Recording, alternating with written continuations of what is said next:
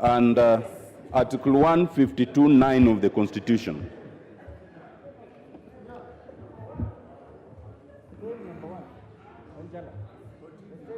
I need the Speaker's ear, so we cannot compete for his ear.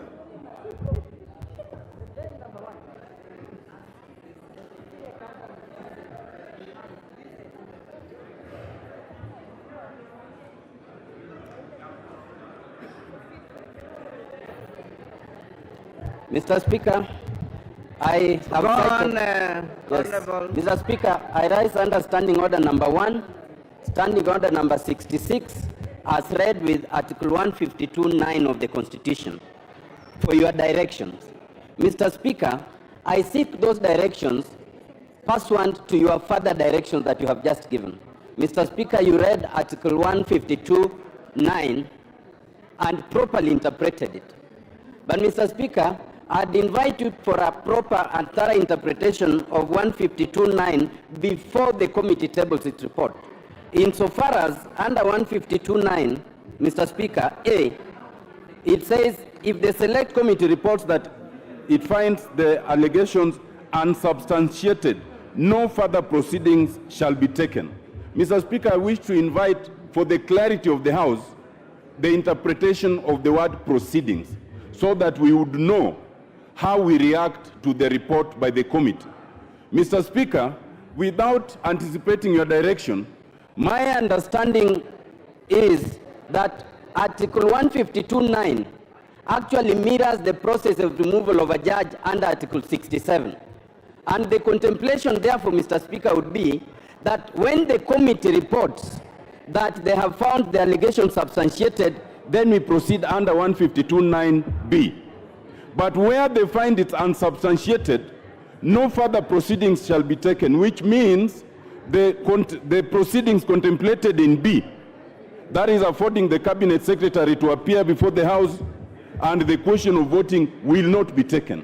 But my understanding, Mr. Speaker, is that that by itself does not prevent the House from discussing or debating the report. What it does is to prevent the House from voting on the report. And therefore, Mr. Speaker, I'd urge you to give us a clearer interpretation of the word proceedings, and one that goes with the purposes of the Constitution, one that is permissive, because the House is entitled to debate the finding of the committee, including any improprieties that the committee may be engaged in. Thank you, Mr. Speaker. Order.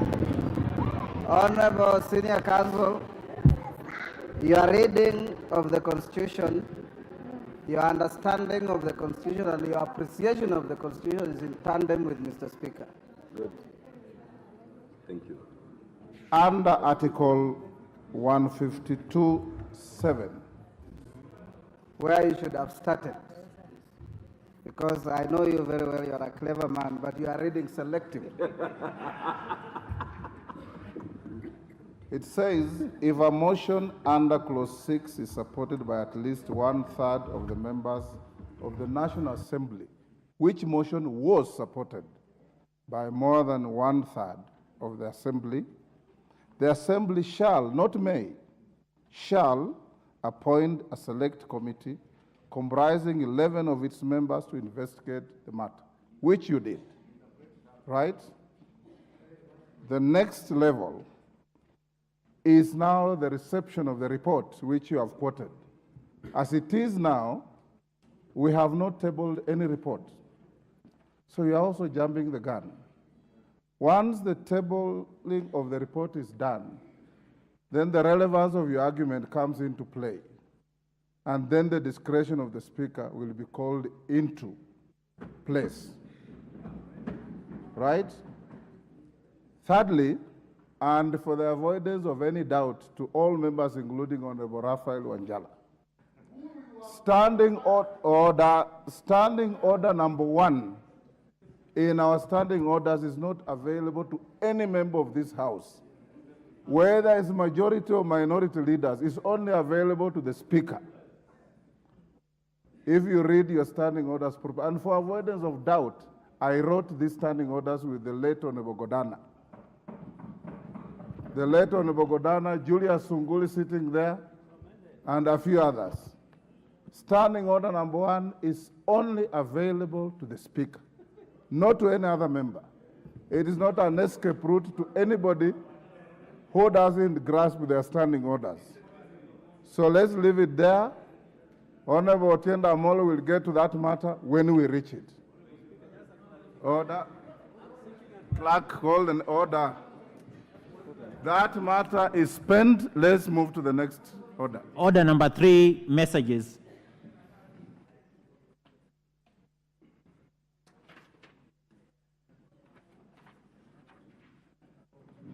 Honorable members, Honorable Machele, take the nearest seat. Honorable members, I have a message from the Senate on the passage of 4 bills. Honorable Zamzam, you have breached our standing orders. Take your seat. Honorable members, pursuant to the provisions of Standing Order 41-5, I wish to report to the House that on 2nd May 2024, I received 4 messages from the Senate regarding the passage of 2 Senate bills and 2 National Assembly bills. Order. Is that Honorable Member for Malava and Sirisia? Keep your silence. Honorable Member, the first and second messages convey that on Thursday, 25th April 2024, the Senate considered and passed the County Boundaries Bill, Senate Bill number 6 of 2023, and the Sugar Bill, National Assembly Bill number 34 of 2022. The Sugar Bill was passed with amendments. Honorable members, the third and fourth messages convey that on Thursday, 2nd May 2024, the Senate considered and passed the Division of Revenue Bill, National Assembly Bill number 14 of 2024 with amendments, and the County Government's Amendment Bill, Senate Bill number 25 of 2023 without amendments. Honorable members, the County Boundaries Bill, Senate Bill number 6 of 2023, seek to give effect to Article 188 of the Constitution by providing for procedure for alteration of county boundaries. It also proposes to provide for a mechanism for resolution of disputes relating to county boundaries, as well as establishment of an independent county boundaries commission. On the other hand, the County Government's Amendment Bill, Senate Bill number 25 of 2023, seeks to amend the County Governments Act Cap 265 to raise the statutory thresholds for removal of a member of a county executive committee. In conveying the message regarding passage of this particular bill, the Right Honorable Speaker of the Senate has notified that the sponsor, Senator Samson Cherargei, MP, has nominated the member for Marakwet West, the Honorable Timothy Kipchumba Toroitich, MP, to co-sponsor the bill in this House. In this regard, the Honorable Toroitich will henceforth be responsible for marshalling its consideration in the National Assembly. Honorable members, with regard to the Sugar Bill, National Assembly Bill number 34 of 2022, I hereby direct the clerk to circulate the Senate amendments to the bill to all members as required by standing orders. In the meantime, the message from the Senate, together with the schedule of the Senate amendments, shall stand referred to the Departmental Committee on Agriculture and Livestock for consideration. Honorable members, in order for the House to commence consideration of the 2 Senate bills, I further direct the clerk to schedule the bills for first reading when the House convenes next for its regular sittings. Thereafter, the 2 bills will stand committed to the Departmental Committee on Justice and Legal Affairs for consideration. I urge the 2 committees to prioritize the respective bills, refer to them, and report to the House as soon as is practicable to enable the House to proceed with the next stage of the bills. Honorable members, with respect to the 2 National Assembly bills, that is the Sugar Bill 2022 and the Division of Revenue Bill 2024. You will recall that the National Assembly passed the two bills on 27th September 2023 and 20th March 2024 respectively, following which I refer the bills to the Senate for consideration pursuant to the requirements of Article 110(4) of the Constitution. As part of the bicameral architecture of our legislative process, on bills concerning county governments, the House is now required to consider the Senate amendments to the two bills. Honorable members, passage of a division of revenue bill ought to be done expeditiously and within the statutory timelines in order to allow the attendant steps in the budget-making process. In this regard, and in line with the resolution of the House of 14th February 2024 regarding processing of messages received from the Senate during the short and long recesses, through notification number 001 of 2024 dated Monday, 6th May 2024, I refer the Senate amendments to the Division of Revenue Bill 2024 to the Budget and Appropriations Committee as soon as I received it. The committee is expected to have concluded consideration of the Senate amendments and should table its report today to facilitate consideration of the business listed as order number 10 in today's order paper. As I have communicated earlier, this particular business has a statutory timeline and must be dealt with. The House is accordingly guided. Next. Order number 4, petitions. Order number 5, papers.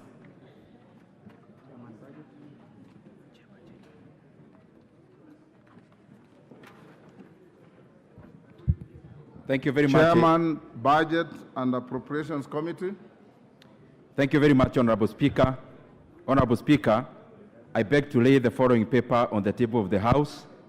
Today, Monday, 13th May 2024, the report of the Budget and Appropriations Committee on its consideration of the Senate amendments to the Division of Revenue Bill, that is National Assembly Bill number 14 of 2024. Thank you very much, Honorable Speaker.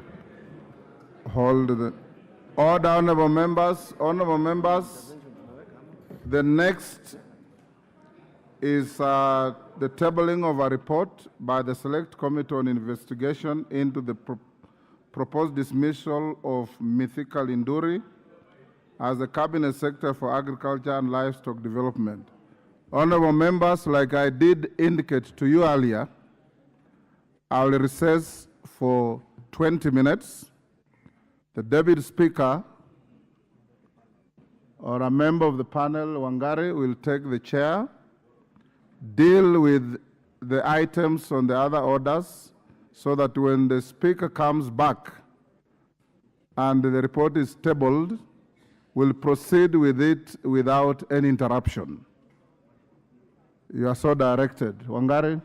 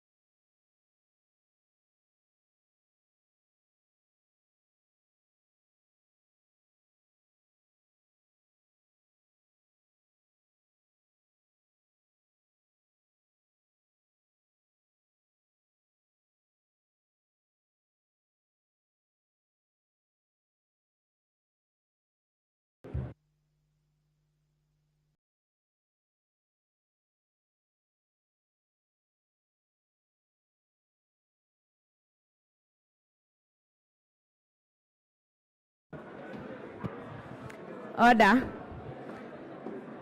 Order, members. We'll continue with the business of the House. Next order. Order number 6, notices of motion.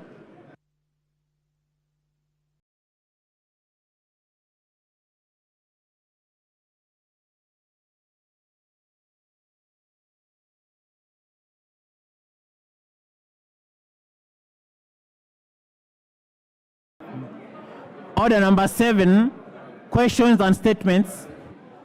Order number 8, procedural motion, reduction of publication period of a specified bill. Order, members.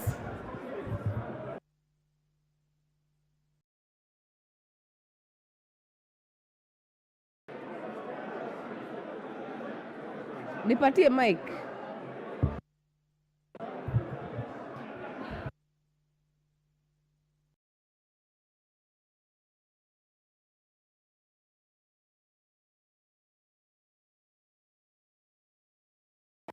Order. Chairperson, Departmental Committee on Finance. Honorable Kimani Kuria. Honorable Chair, I beg to move that pursuant to the provisions of Standing Order 120, that this House Bring the mic. resolves to reduce the publication period of the Finance Bill, National Assembly Bill 30 of 2024 from 7 to 4 days. Honorable Speaker, the reduction of this publication period is to give enough room for public participation so that we can have a robust conversation about this Finance Bill of 2024, and most importantly, to avert a possible special sitting for this Friday. Because if you don't make the decision now, then we might have to reconvene a special sitting on Friday. Order. Honorable Mogaka, take your seat. Honorable Joash, take your seat. Honorable Robbie, take your seat. Member for Sirisia, take your seat. Honorable Clive, take your seat. Honorable Sunkuli, break the Kamukunji. Honorable members, we cannot even hear the mover. Kindly let us be orderly. Member for Molo, can you move again? Thank you, Honorable Speaker. Honorable Speaker, I beg to move the following procedural motion that pursuant to provisions of Standing Order 120, that this House resolves to reduce the publication period for the Finance Bill, National Assembly Bill number 30 of 2024 from 7 to 4 days. Honorable Speaker, the essence of this provision of reducing the publication period from 7 to 4 days is to give enough room for public participation. There are a lot of measures that the Finance Bill of 2024 has proposed, and it's very important that we give a robust time, to give sufficient time for Kenyans to participate in bringing us their views, and that's why we propose this reduction in the publication period. Because in addition, Honorable Speaker, the import of this is also we may have to have a special sitting on Friday if we don't reduce this publication period, and we don't really need to do that. In that, Honorable Speaker, I beg to request Honorable Dr. Wilberforce Oudo, the MP for Funyula, to second. Order. Order, members. Procedural motion. Member for Sirisia, your being disorderly. Take your seat. Honorable Makilap, take your seat. So that you can hear Honorable Oudo. Second the motion. Honorable Oudo. Thank you, Honorable Speaker. I stand to second the procedural motion, specifically the procedural motion to reduce the publication period. We have always had a challenge in this country, Honorable Speaker, that such an important bill like the Finance Bill is never given adequate time to be subjected to public participation. On the account that they are seeking to reduction of the publication period so that they give adequate time for public participation, Honorable Speaker, on that account I support. But as I support, Honorable Speaker, I want to urge the committee and I want to urge the members who will sit in the committee that public participation, Honorable Speaker, should not be an exercise in futility, should not be an exercise in vanity, but the comments, the views of the people of Kenya must be taken into account when preparing the final report. Honorable Speaker, if that doesn't happen, then the process of public participation is going to become a farce. With those few remarks, Honorable Speaker, I support the reduction of the publication period. Honorable members, I therefore, Honorable Modoni, take your seat. Honorable Kagiri, take your seat. Honorable members, I therefore propose the motion that pursuant to the provisions of Standing Order 120, this House resolves to reduce the publication period of the Finance Bill, National Assembly Bill, number 30 of 2024, from 7 days to 4 days. Is that the mood of the House? I therefore put the question that pursuant to the provisions of Standing Order 120, this House resolves to reduce the publication period of the Finance Bill, National Assembly Bill number 30 of 2024 from 7 days to 4 days. Are as many as are of that opinion say aye? As many as are of a contrary opinion say nay? The ayes have it. Order number 9, the Finance Bill, National Assembly Bill number 30 of 2024, first reading. A bill for an act of parliament to amend the law relating to various taxes and duties and for matters incidental thereto. Order number 10, motion, consideration of Senate amendments to the Division of Revenue Bill, National Assembly Bill number 14 of 2024. Chairperson, Budget and Appropriation Committee. Thank you very much, Honorable Speaker. Honorable Speaker, I rise on motion 10, that is the consideration of Senate amendments to the Division of Revenue Bill, that is National Assembly Bill number 14 of 2024. Honorable Speaker, I beg to move that the Senate amendments to the Division of Revenue Bill, National Assembly Bill number 14 of 2024 be now considered. Honorable Speaker, and the consultations are too high. The chair cannot even hear himself. Order members, let us keep the consultations down. Member for Nyando, kindly resume your seat. Honorable Ikana, take your seat. Member for Sirisia, this is the third time. Take your seat. Let us hear the chair. Take your seats. Honorable Speaker, I beg to move that the Senate amendments to the Division of Revenue Bill, National Assembly Bill number 14 of 2024 be now considered. Honorable Speaker, and I beg the members can afford some few minutes so that we are able to understand each other. Honorable Speaker, whereas it is obligatory for me to move this motion, Honorable Speaker, I also rise actually to reject the motion, Honorable Speaker, based on several things and reasons that I'll be giving to the members in this House. Honorable Speaker, I can barely actually also hear myself. Let me try assist you. No, now you can hear you. You can hear you. Go on. Honorable Speaker and members, the motion before us is very important. And as I said before, as the chairperson of Budget and Appropriations Committee, whereas it is obligatory for me to bring forth this motion, Honorable Speaker, I actually rise to reject the amendments by the Senate for several reasons, Honorable Speaker, that I would wish that members understand and also to communicate clearly on those issues, Honorable Speaker. Honorable Speaker, the Budget and Appropriations Committee set actually over this recess, and Honorable Speaker, even in our report that I am sure members already have, we have decided to reject the amendments by the Senate, Honorable Speaker, for the following reasons. But before I go to the reasons, I want to make it very categorical and clear for Kenyans and to Kenyans that the National Assembly, the Budget and Appropriations Committee, we 100% support devolution. And Honorable Speaker, we support when resources go to our various counties, because even our governors are trying to do their best in terms of adjudicating and appropriating the monies that we appropriate in this House, Honorable Speaker.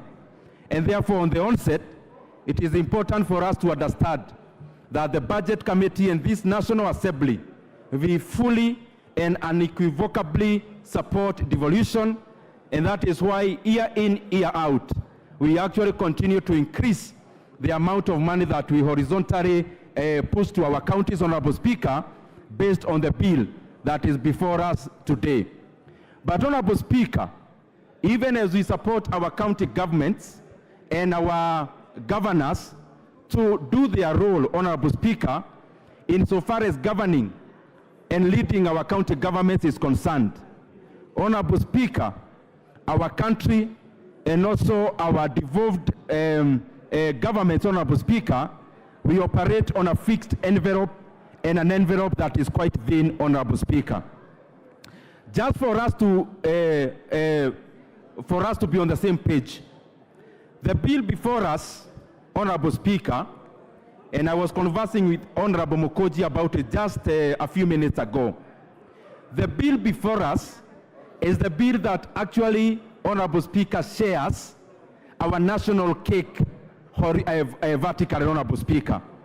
Vertically to say, this bill, Honorable Speaker, allocates a block figure that goes as shareable share, Honorable Speaker, equitable share to our counties. And then thereafter, Honorable Speaker, the formula that is made by the Commission for Revenue Allocation, then that money is shared horizontally among the 47 counties. But before us today is basically about vertical share, Honorable Speaker, and shareable revenue to our counties, Honorable Speaker. The rest will be ensuing later. Honorable Speaker, why are we rejecting this motion, Honorable Speaker, and the amendments by the Senate? Honorable Speaker, this House previously passed the same division of revenue bill, Honorable Speaker. But as it should be, then it proceeded to the Senate. Honorable Speaker, when it proceeds to the Senate, in case Senate agreed with this House, Honorable Speaker, then this bill would have gone to the next stage. But Honorable Speaker, as it is procedurally, when there are amendments by the Senate, and then they push back the bill to this House, if this House agrees with the bill, then the bill continues carrying the amendments of the Senate. But Honorable Speaker, when this House rejects, as we are going to do this afternoon, then Honorable Speaker will have to go through a mediation process between this House and the Senate so that we can have a common ground on this matter, Honorable Speaker. And therefore, Honorable Speaker, as we reject this bill, it is thus an opportunity we are requesting from this House that they give us an opportunity to proceed to mediation between this House and the Senate so that we can get a middle ground. Honorable Speaker, what are the facts around it? Honorable Speaker, in the budget policy statement that we passed earlier this year, Honorable Speaker, we were working with a budget then of around 4.18 trillion Kenya shillings. Honorable Speaker, after the passage of the BPS, we have had to relook at our budget, and Honorable Speaker, we have actually been able to slash close to Kenya shillings 270 billion, and therefore the budget we are dealing with now is a budget of around 3.913 trillion Kenya shillings. Honorable Speaker, when we appropriated or when we set the ceilings in the budget policy statement, the shareable revenue or the share, the equitable share that we had provided to our counties was approximately 391 billion Kenya shillings. Honorable Speaker, and this is what I would implore upon my colleagues even to get this point. Whereas we appropriated or we set a ceiling of 391 billion Kenya shillings, when our budget then was 4.18 trillion, even after we slashed the expenditure by the national government by 270 billion Kenya shillings, Honorable Speaker, we have still gone ahead, Honorable Speaker, to let the figure of 391 persist in the current budget of consideration. And therefore, we have not affected the equitable share that we actually passed in the budget policy statement, even after we had slashed all the other departments. But Honorable Speaker, when this bill proceeded to the Senate, then the Senate, in their wisdom, thought it is proper that we consider a different figure. And therefore, Honorable Speaker, whereas this House is dealing with a figure of 391 billion, our colleagues in the Senate, Honorable Speaker, have proposed in the current motion that we are debating today a figure of 415 billion Kenya shillings as equitable share, Honorable Speaker. And therefore, Honorable Speaker, there is a gap of Kenya shillings 24.8 billion Kenya shillings. These are the ramifications, Honorable Speaker. We are currently dealing with a deficit to GDP ratio of 2.9%, which is actually, Honorable Speaker, a very modest and a very considerate deficit. In fact, in the region, Honorable Speaker, Kenya is the one operating on the lowest deficit to GDP ratio in terms of the estimates that we'll be debating later on in this House. And therefore, Honorable Speaker, so to say, we want to cap our deficit at 2.9%, and therefore our budget is inelastic. Whatever amount of money we may want to add to our counties, over and above the 391 billion Kenya shillings, a certain vote has to give way. Because, Honorable Speaker, we are not dealing with an open envelope. Honorable members on my right, the consultations are too loud. Honorable Nyakundi, Honorable Karidho, take your seats. Honorable Meli, we need to hear the chair. Honorable Gashagwa, break the Kamukunji, take your seat. The members on my right, kindly maintain order. Continue, Honorable Chair. Honorable Speaker, we are dealing with a deficit to GDP ratio of 2.9%, which is the right trajectory for our economy, Honorable Speaker. It is already giving the right signals in our markets. That is why we see even the cost of borrowing is actually coming down domestically and externally. And therefore, Honorable Speaker, it is for the interest of this House and our country that even as we make the current budget, which the current division of revenue bill is a component of, that we have this in mind, Honorable Speaker, that it is proper that we know that the estimates we'll be considering are not inelastic. Honorable Speaker, we are dealing with a closed envelope. And therefore, if, Honorable Speaker, we were to consider a figure higher than the 391 billion Kenya shillings already set in the ceiling at the budget policy statement, Honorable Speaker, therefore, certain votes and certain expenditure lines have to give way. And Honorable Speaker, it is important for this House to also know some of the considerations that are on the table. If we need to add the shareable revenue from 391 billion Kenya shillings, Honorable Speaker, the first proposal is that we slash the RMLF that is going to our counties by 10 billion shillings, Honorable Speaker. And that is the reason why the Budget and Appropriations Committee rejected the report, Honorable Speaker.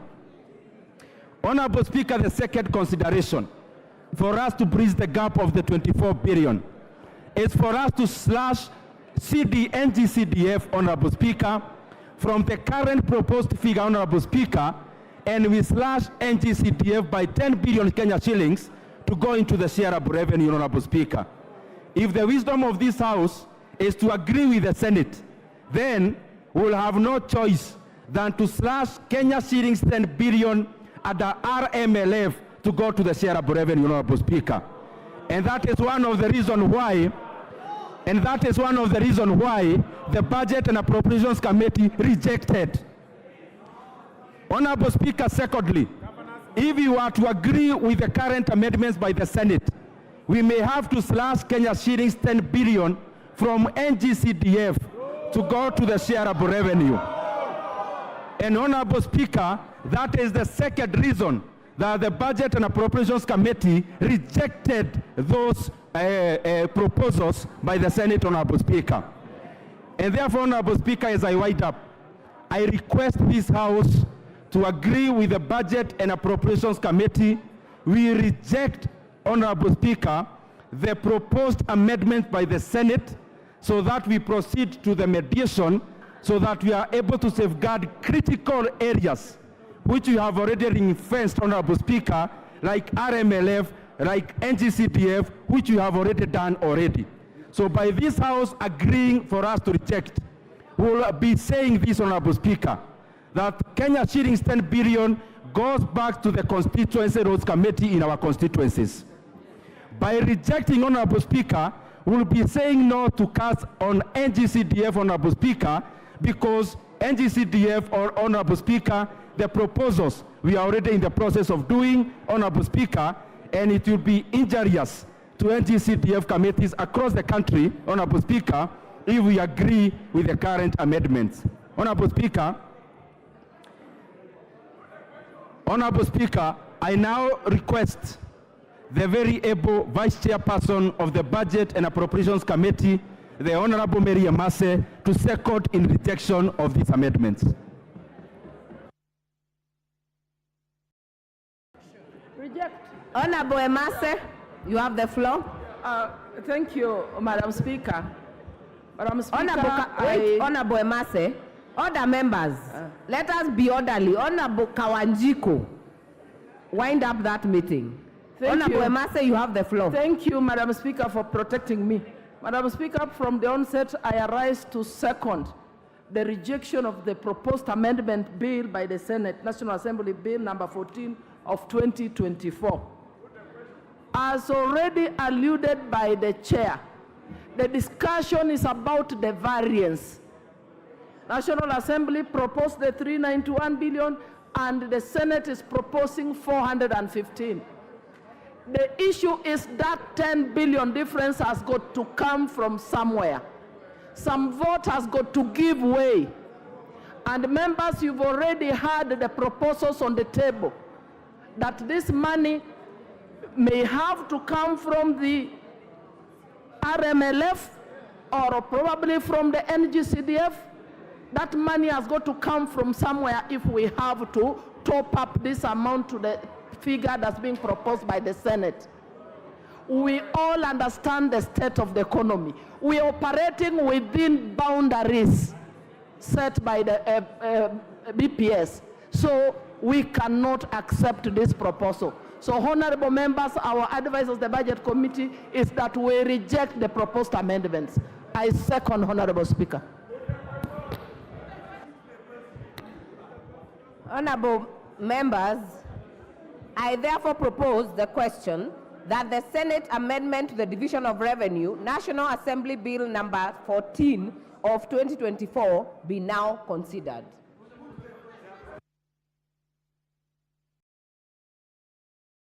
Majority Leader. Honorable Speaker, I rise to agree with the Committee on Budget and Appropriations. Honorable Speaker, it's important that as we make decisions, we are aware that someone once told us that all choices, Honorable Speaker, have consequences. If, Honorable Speaker, we were to agree with the Senate this afternoon, what the chair of the Budget and Appropriations Committee and his committee are telling us is that in budget making, when you give something, something else must give in. Honorable Speaker, you know the problem we have had with many of our governors with the road maintenance, road fuel levy for road maintenance. Honorable Speaker, you know the spirited effort they have been asking for 10 billion shillings out of the funds that you are receiving in your constituencies for road maintenance. Then the Budget Committee, if we are to agree with the Senate amendments, the Budget Committee will have nothing else to give other than to give in. And you sacrifice your Kera roads maintenance funds to your governors, assuming that they are going to build the same roads that you build. To Honorable Speaker, the chair of the Budget and Appropriations Committee has spoken to the issue of NGCDF. Honorable Speaker, you know the challenges we've had with the NGCDF and the opportunities. And at the time that we have celebrated 20 years of the existence of NGCDF, Kenyans across the country can tell you this is the only tangible money they feel on the ground in terms of projects and even in terms of the monies that we are giving to students for bursaries, Honorable Speaker, including the money for our women reps. The great ladies that we have as women reps across our 47 counties, Honorable Speaker, are doing a far much more commendable job than many governors, Honorable Speaker. The GAF money, you can see what GAF money is doing in every county in this country, Honorable Speaker. Our women leaders, Honorable Speaker, that is why, at the risk of stepping on my male colleagues' friends, Honorable members, women members, it's totally out of order to shout in the House. You know how you can do what you're doing, but don't shout. Honorable Ishungwa. Honorable Speaker, I was saying, at the risk of being lynched by many male governors and prospective governors, I have proposed that if I had the ability to alter part of our constitution, I would propose that our women leaders even have the governor position as an affirmative action seat, because they are good in managing funds, Honorable Speaker. And I don't say this, Honorable Speaker, because I'm a father to girls. I have seen, as I grew up, my own mother taking care of the pennies, knowing that when you take care of the pennies, the pounds will take care of themselves. And I believe many women leaders in this country have that belief, that if you take care of the small money they have, these women leaders under GAF have very little, I think about 7 or 8 million shillings per county, but you can see the effect of that money on the ground. How then do we allow those amendments that are coming to take away money from GAF to give it to governors? It will be injustice not to the women leaders, but to the people of Kenya who are depending on their mothers and their sisters in GAF to take care of them in terms of bursaries and social protection funds, Honorable Speaker. And Honorable Speaker, I don't need to re-emphasize that we never see the value of money that is going to counties across the country, without exception, Honorable Speaker. I know there are some counties like Homa Bay where we can see good work being done. I know there are counties like Nakuru where we can see good work being done. And there are counties that are messy, Honorable Speaker. There are counties where the Auditor General is telling you, my county in Kiambu, close to 1 billion shillings on roads has gone to waste. Close to another 100 million shillings that was being given as fertilizer and chicks, Honorable Speaker, has been stolen, Honorable Speaker. Honorable Speaker, I don't just say this to support women governors, but I can say without any fear of contradiction, our women leaders are doing a great job as governors, and I would urge Kenyans to continue supporting our women leaders. These are great leaders, Honorable Speaker. You, Honorable Majority Leader, are you done? Okay. Honorable Junet.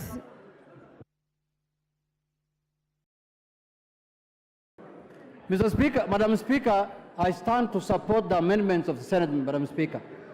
Madam Speaker, let's be honest. And let us be honest to ourselves, and let us be honest to Kenyans, Madam Speaker. Madam Speaker, some of these counties that you are seeing in this country have seen 1 billion shillings for the first time in their lives after devolution, Madam Speaker. We shall not be used as a house to kill devolution, Madam Speaker. We must stand up, because that is the only way we are going to save devolution, Madam Speaker. Madam Speaker, as you are aware, the Senate has only asked for an increment. They have never said we remove the money from NGCDF. They never said we remove from fuel levy. They never said, Madam Speaker. There are devolved functions that are being held here in Nairobi, like the health functions, like agriculture functions. Why are you keeping those monies in Nairobi here? Why don't you send those monies to the counties, Madam Speaker? That is why we have people eating now fertilizer money in this country, Madam Speaker. Why can't you send those monies to the counties? Madam Speaker, what I am saying, if Osoro might want to know what I am saying, is that we must send more money to the counties.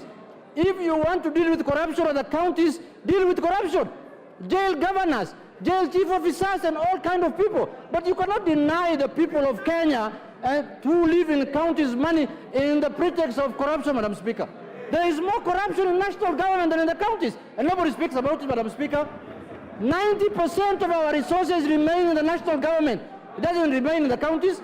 We are devolving less than 15% to counties, and we magnify the corruption there as though that is the only money that is in Kenya, Madam Speaker. Monies are in Nairobi. Monies are in ministries. Monies are in PSS and ministers here. That is why we are dealing with issues of fertilizer today, Madam Speaker. Madam Speaker, I want to urge this House, let us not be used as a house to kill devolution. What is going to bring life to this country? What is going to develop this country? What is going to make this country a first world country, Madam Speaker, is devolution. That is how Germany developed, that is how France developed, and that is how all democracies developed, Madam Speaker. Madam Speaker, I want to say this.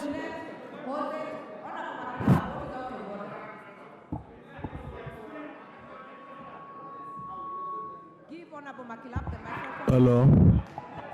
Madam Speaker, Madam Speaker, let me conclude by saying that you cannot add 6 billion shillings. Honorable Junet, take your seat. Honorable McClap, what is out of order? And let's get the IT department work on the sound. Honorable McClap. Madam Speaker, I think we've had enough debate on this matter, and we can call the mover to reply. Because, Madam Speaker, this matter is as good as done, Madam Speaker, and we can invoke Article 95 and call the mover to reply. I will let Honorable Junet finish. Madam Speaker, it will be sad, Honorable Makilap, who was a former Speaker of Baringo County, can be used to derail devolution in this country. But Madam Speaker, we are dealing with a budget of 3.9 trillion, almost 4 trillion. And we are giving counties only 396 billion, Madam Speaker. And we have added this year, this financial year, only 6 billion shillings, Madam Speaker. If you divide 6 billion shillings by 47 counties, every county is going to get 30 million shillings. What kind of money is that? What kind of money is that? Is that enough for the develop of this country? Madam Speaker, let us be honest to each other. If we want to develop this country, we must devolve funds. If there are issues of corruption, we must deal with them. We cannot use corruption to stifle devolution, Madam Speaker. Madam Speaker, look at what's happening to devolution. Since the inception 2013, the devolution is struggling to get their required amount of money. Madam Speaker, in this House, when we are dealing with the devolution, with the division of revenue, we are supposed to divide this money vertically first between counties and national government, Madam Speaker. And Madam Speaker, if you hate your governor, that is your own problem. You can go and sort out your issues at home. You are totally out of order. Totally. Out of order. Honorable Junet, wind up. Madam Speaker, I want to tell Honorable Osoro, if you hate your governor, you can go and sort out your problems at home. If you want to run for governor, it's up to you. If you want to run for MCA, it's up to you. But the fact of the matter is, the only monies that Kenyans are enjoying is the money that goes to devolution, Madam Speaker. No other money is on the ground. And the NGCDF, those two monies, county governments and CDF money, that is all, Madam Speaker. All the other monies are in the hands of people like Linturi. Thank you, Madam Speaker. Honorable members, in my own evaluation, I see there are still some interested members to speak on this motion. So I will not put the question. I will give 2 people from my right, and I will give another 2 on my left. If there is more, we will continue for a while. Honorable Mukunji, you have the floor. Thank you, Honorable Speaker. Let me start by saying I rise to reject in totality, Honorable Speaker, the Division of Revenue Bill as it has come from Senate. Honorable Speaker, I want to first correct Honorable Member Junet that in his constituency he doesn't have to do work for him to be elected. He just have to say the name of a person I don't want to mention. Honorable Speaker, the Constitution of Kenya says that you only have, by constitution, to give 15% of the revenue to the county government, Honorable Speaker. This year, Honorable Speaker, we have actually added from last year from 375 billion to 391 billion, Honorable Speaker, to the county governments. Honorable Speaker, many people will agree with me that the money that goes to the county is invisible compared to any other resources that come through GAF, NGCDF, and Honorable Speaker, money that is actually appropriated through CARE, Honorable Speaker. And it is unfair to continue adding these monies without seeing results, Honorable Speaker. I want to say that, Honorable Speaker, we need to actually encourage conditional grants to county governments more than giving them a budget line that is going, Honorable Speaker, to be going to their pockets and actually to salaries and remuneration and entertainment for our governors, Honorable Speaker.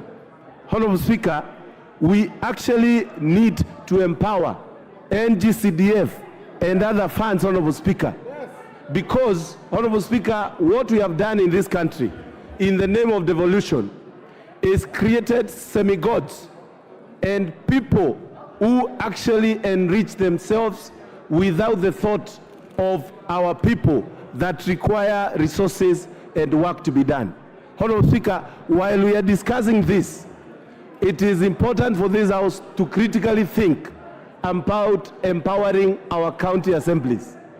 These are people who have actually been given few coins, and we need to actually ensure what fund and their own autonomy is maintained, so that, Honorable Speaker, we don't create people who can run away with the whole budget, and without even thinking twice, Honorable Speaker, they can only be sought after they have done with their term. Honorable Speaker, I was reading the paper yesterday, and I saw a whole page full of faces of former governors in very unscrupulous way, Honorable Speaker, having acquired monies and they are under investigations. It is critical for this House to think of how and what works is what is supposed to be empowered. What doesn't work, Honorable Speaker, is not supposed to be empowered. Honorable Speaker, as the chairman of Kenya Young Parliamentarians, I want to reject in totality the bill, and we need to go to mediation so that we can give governors what is supposed to be given to them. Honorable Speaker, I reject. Thank you. Minority Leader. Honorable Speaker, thank you very much. And I want to join my colleagues in supporting the motion. And the Honorable Speaker, from the outset, I want to say that I agree in totality with the Senate in their proposed amendments to the Division of Revenue Bill. Honorable Speaker, let me say this, and you know, the Honorable Chairman of Budget is a noble man and a very good student of economics and finance. What the Senate amendments are saying in very simple and layman language is that in our own calculations, the counties need much more than what you have allocated them. That increase this money from 396 billion to 415 billion shillings. The Senate is not telling us that remove money from NGCDF, remove money from road maintenance levy, whatever. The Senate is simply saying that the counties require much more than you have given them. So it is incumbent.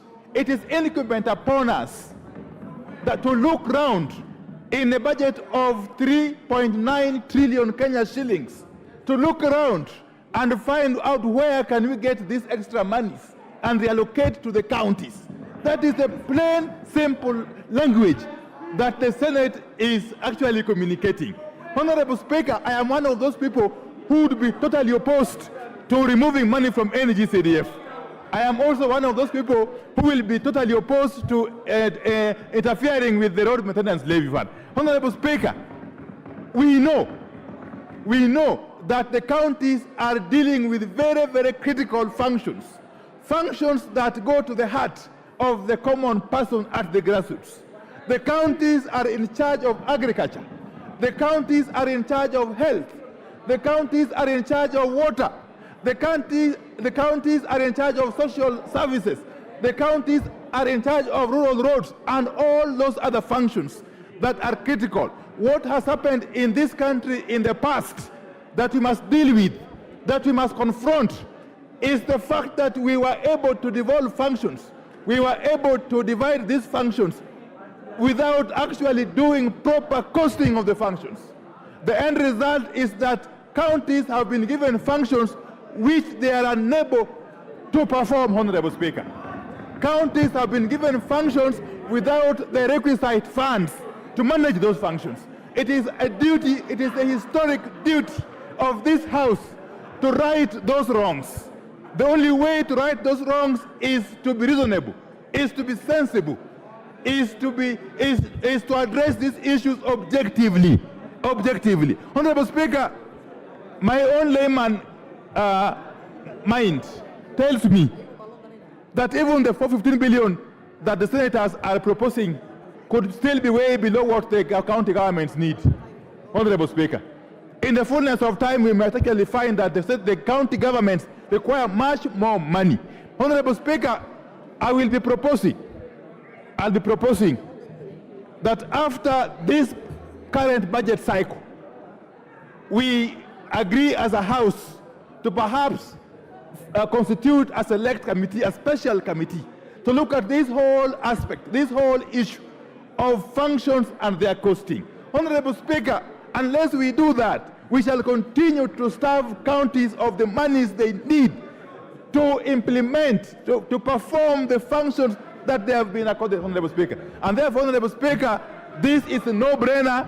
I want to plead to my colleagues to support this motion and endorse the amendments as proposed by the Senate. Thank you, Honorable Speaker. Honorable members, you'll give me some time. I said I'll give 2 from my right and 2 from my left. I have given 1 each. I'll now give the majority whip.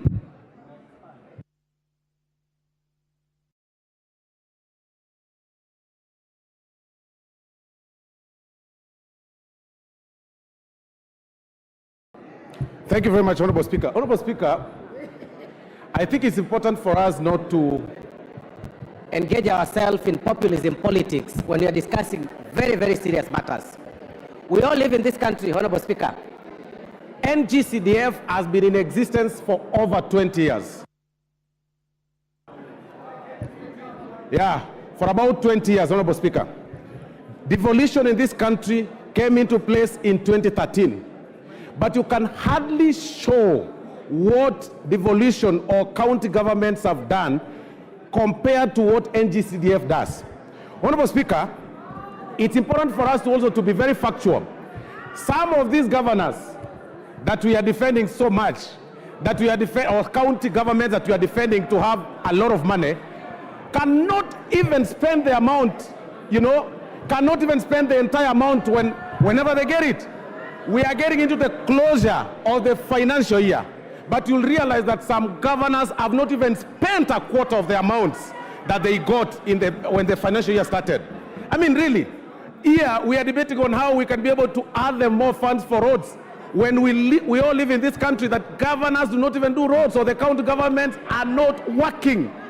We are telling them, this House, if we allow the proposal by the Senate on the division of revenue bill, Honorable Speaker, it will then mean that the amounts that we place for the 22% that is under the control of the members of parliament should be managed or governed by the governors. When we know their incapacitation, when we know they are not able, when we know they will not do it, when we know they will use it for other purposes. Honorable Speaker, in totality, when you say that you have the money, like Honorable Opium Wandai has said, you must show which place you are taking this money from.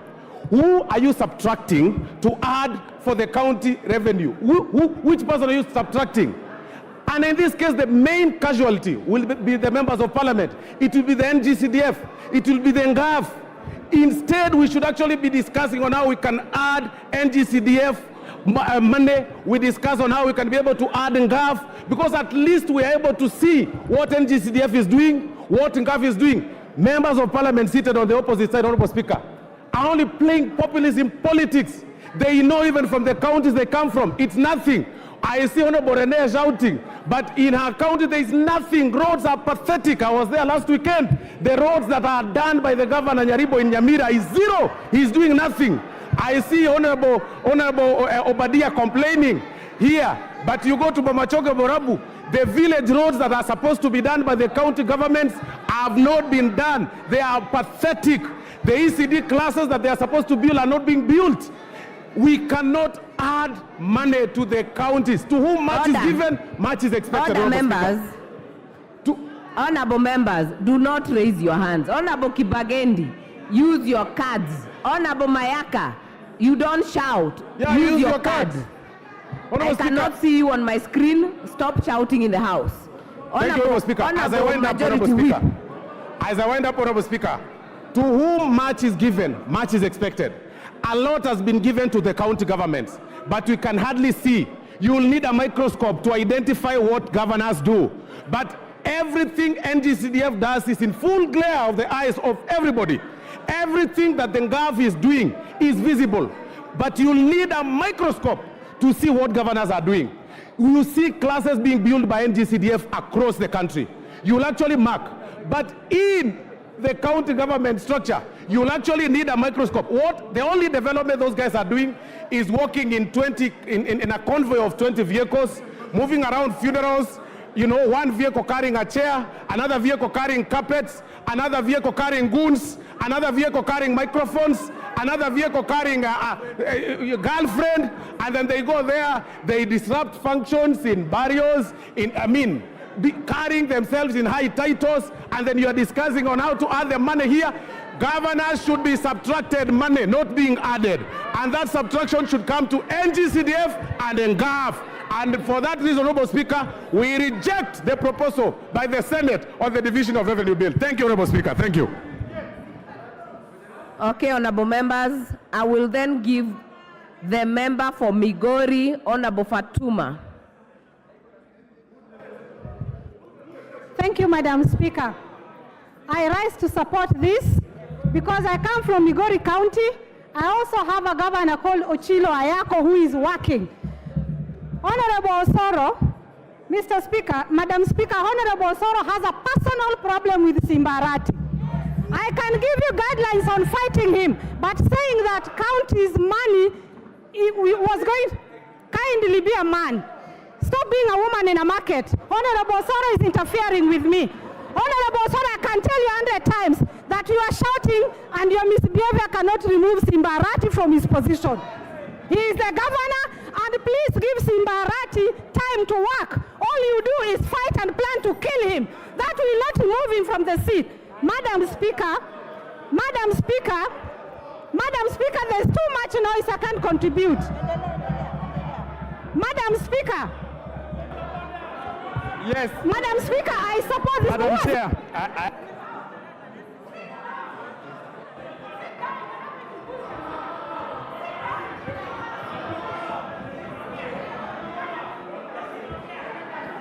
You are not on microphone.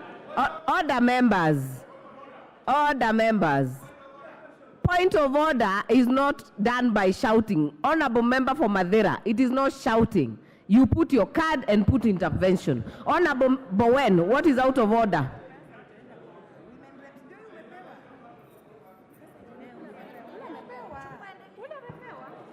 Thank you, Madam Chair. Madam Chair, the debate before us, Madam Chair, is about division of revenue bill. But it is not about, I had the honorable member for Migori. It's not about Simbarati and Osoro. Osoro specified.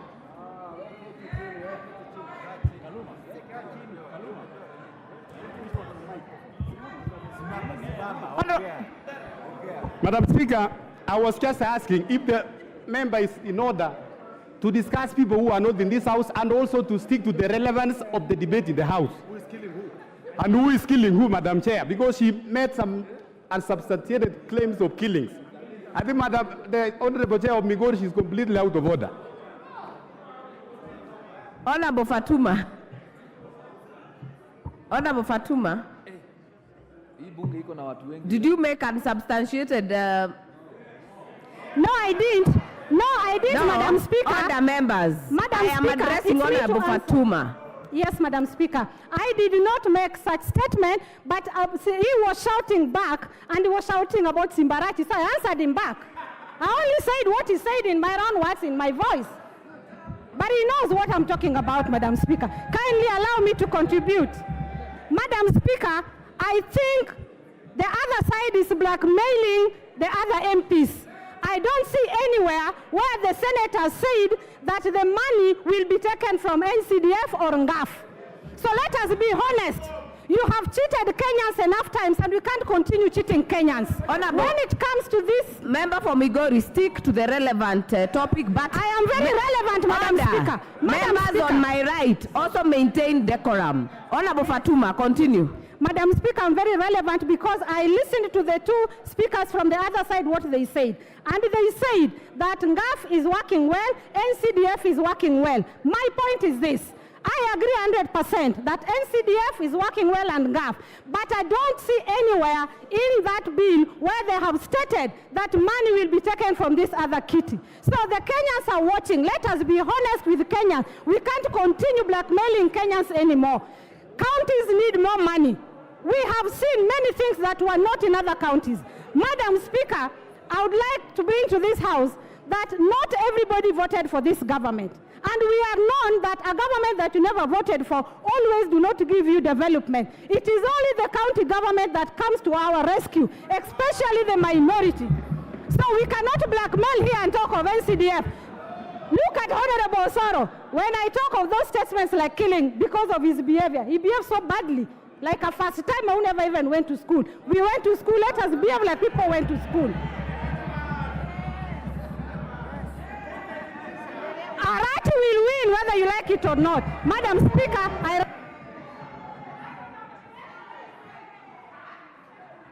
Order. Honorable members, we do not make aspersions to one another in this House. Honorable members, as I had promised, we will do two on my right side and two on the minority side, then I will put the question.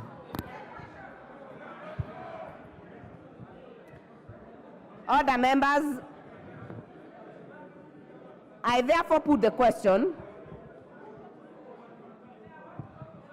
Oh, yes, before we get to the question, we will have the Chair, Budget and Appropriations Committee to reply. Thank you very much, Honorable Speaker. And I actually rise to agree with all the members who have had a contribution to make this afternoon. I agree with the members on the right side of the Speaker, and I also agree with the members on the left side of the Speaker. I agree with the Majority Leader as much as I...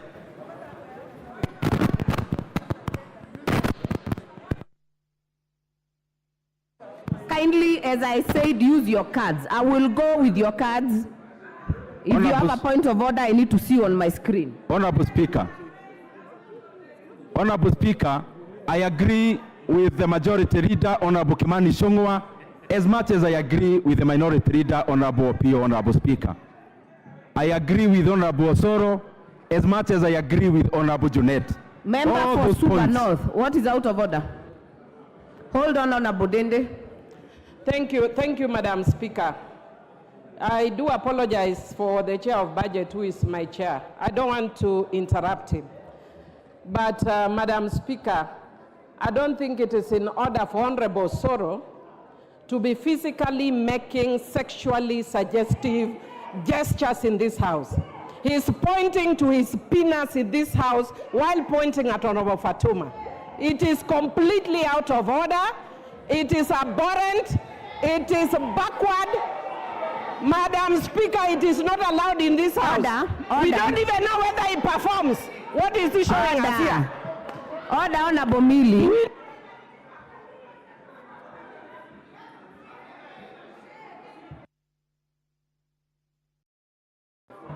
Order, Honorable Mili. Honorable Majority Whip is not the one on the floor.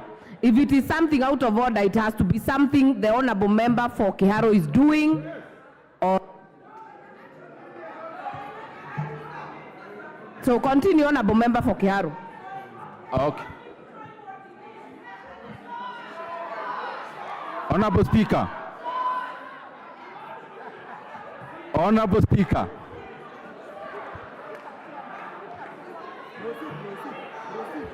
Honorable Speaker.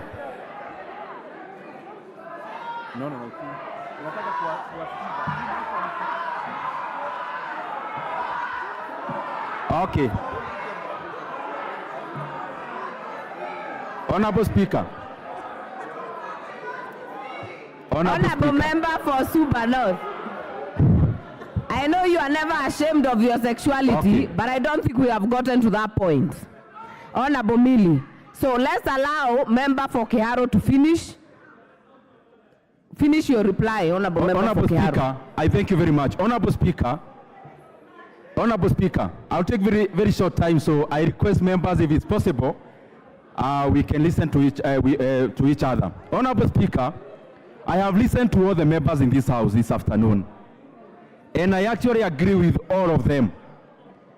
I agree with the Majority Leader, Honorable Ishongwa, at the same breath as I agree with Honorable Opio Andai, Honorable Speaker, who is my former chair in PAC.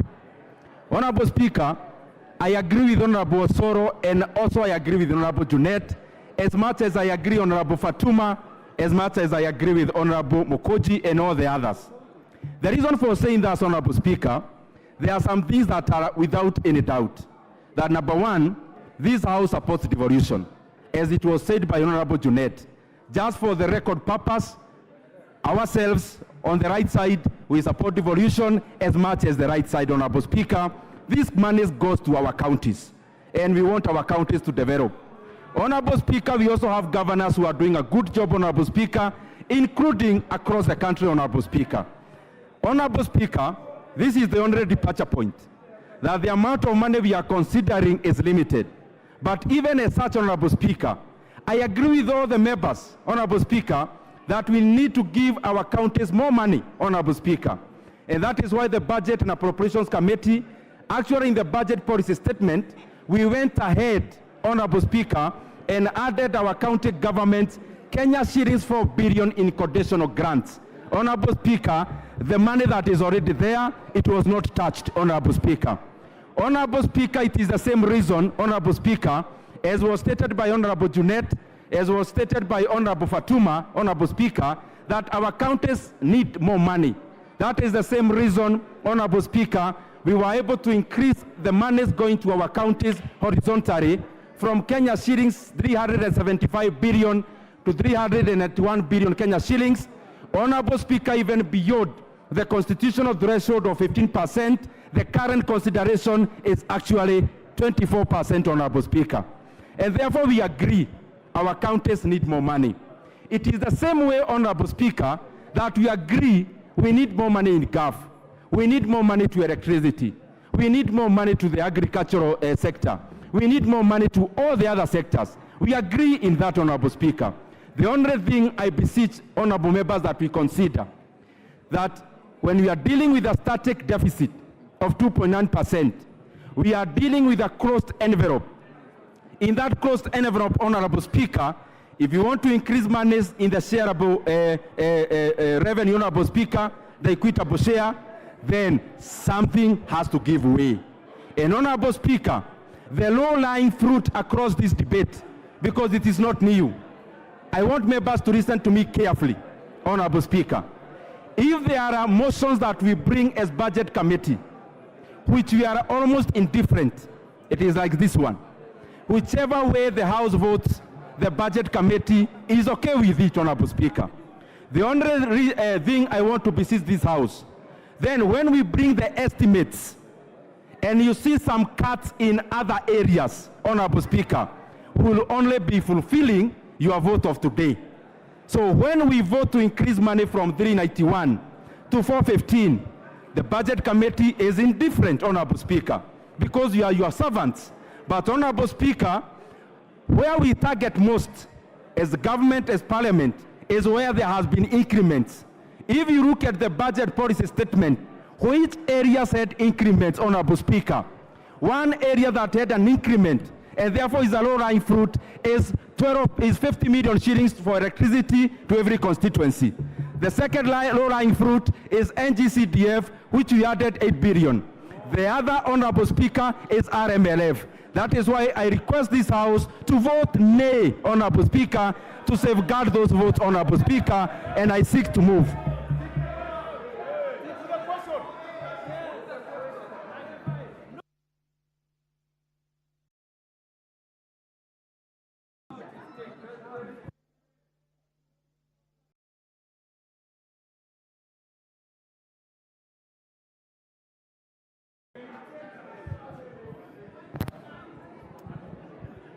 Okay, honorable members.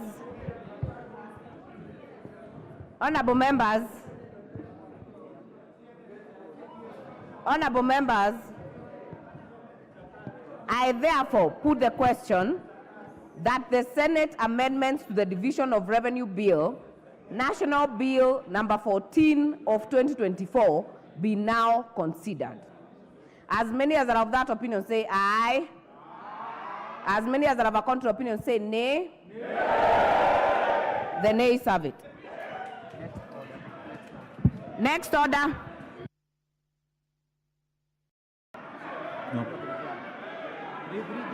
Order number 11, motion ratification of the multilateral convention to implement tax treaty related measures to prevent base erosion and profit shifting MLI. Mover to reply. The next order is already called. Take your seats.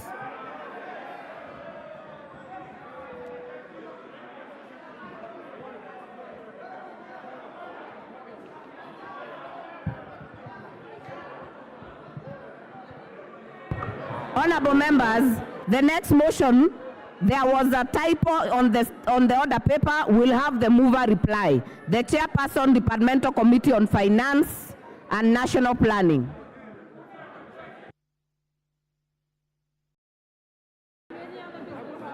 Honorable Kuria Kimani, are you in the house? Honorable Speaker, I want to thank all the members that contributed on this robust conversation on the ratification of the multilateral convention to implement tax treaty related measures to prevent base erosion and profit shifting. And Honorable Speaker, this is one of the avenues that we're looking forward. We really discourage repatriation of a lot of hard-earned incomes that goes to other countries through tax planning, base erosion, and profit shifting. I want to thank the members who contributed to this discussion that gave us very, very good insights on this particular multilateral tax treaties. And you're hoping that moving forward, therefore, Kenya now will not just be more marketable globally, Honorable Speaker, but also, and most importantly, that we're not going to erode the profits and the base for incomes that are generated in this country, Honorable Speaker. And with that, I beg to second. Honorable members, I therefore put the question that this House adopts the report of the Departmental Committee on Finance and National Planning on its consideration of the multilateral convention to implement tax treaty-related measures to prevent base erosion and profit shifting, laid on the table of the House on Tuesday, 30th April 2024. Order. Order, members. And pursuant to the provisions of Section 8.4 of the Treaty Making and Ratification Act 2012, approves the ratification of the multilateral convention to implement tax treaty-related measures to prevent base erosion and profit shifting, subject to reservations on Article 5, application of methods of elimination of double taxation, and Article 16, mutual agreement procedure. As many as are of that opinion say aye. Aye. As many as are of a contrary opinion say nay. The ayes have it. Forward.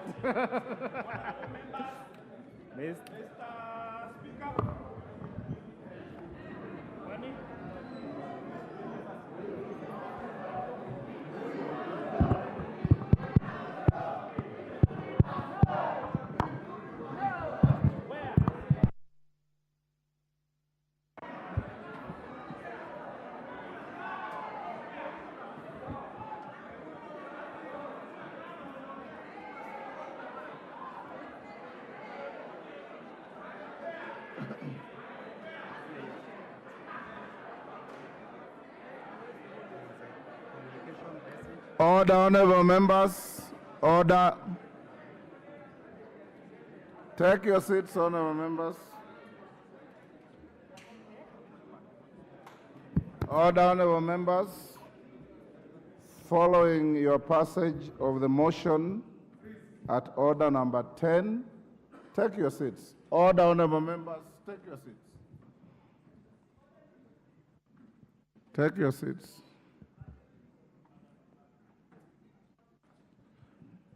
Following your passage of the motion at order number 10, allow me to make the following short communications.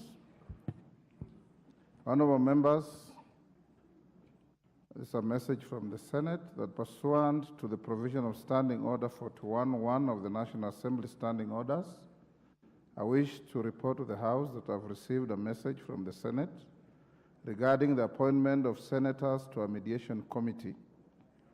The message conveys that pursuant to Article 113 of the Constitution, the Speaker of the Senate has appointed senators to a mediation committee to consider the Water Amendment Bill, National Assembly Bill number 33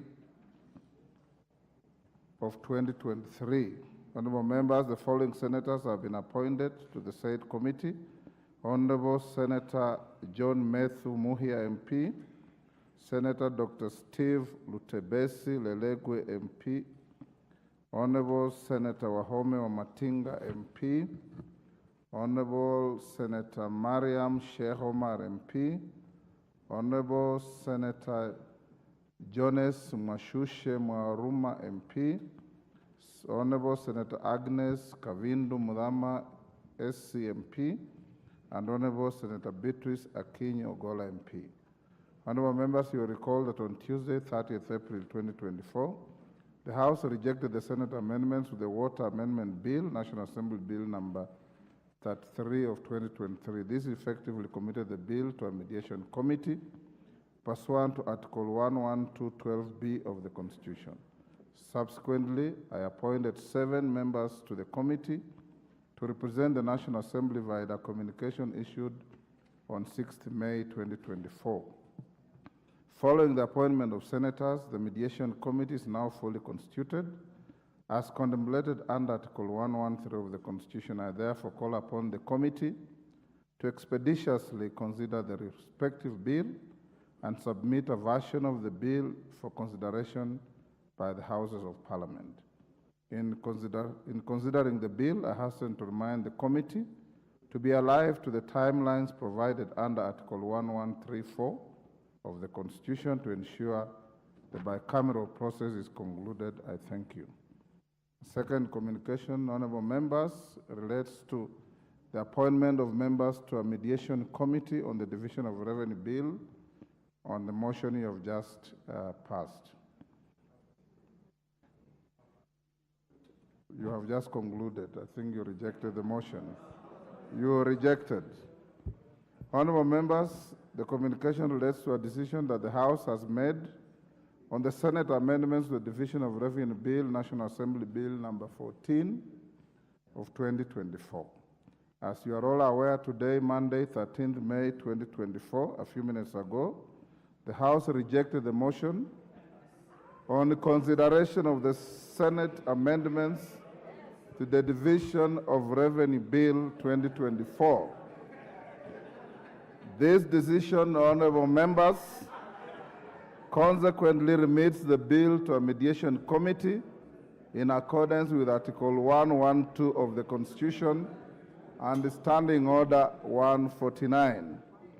Honorable members, Article 113 of the Constitution requires that whenever a bill is referred to a mediation committee, the Speakers of the Houses of Parliament shall appoint an equal number of members from both houses to attempt to develop a version of the bill for consideration by the Houses of Parliament. In this regard, honorable members, having consulted with the leaders of the House, I have appointed the following members to represent the National Assembly to the mediation. Honorable members, you know I've been sitting behind here. If you are not aware, honorable members, the following members will go to the mediation committee.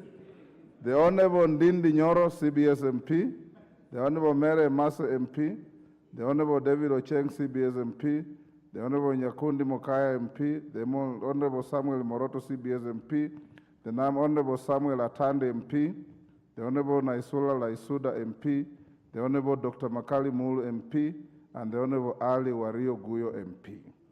Honorable members, the aforementioned members will await the appointment of senators to the mediation committee for the committee to be fully constituted for purposes of commencing the mediation process. Once I receive a message from the Senate to that effect, I'll convey the same to the House. Thereafter, the mediation committee will embark on an attempt to develop a mediated version of the bill in accordance with Article 113 of the Constitution. The House is accordingly guided. The last, honorable members. The last, honorable members, I wish to recognize members from the County Assembly of Meru sitting in the gallery, Speaker's Gallery.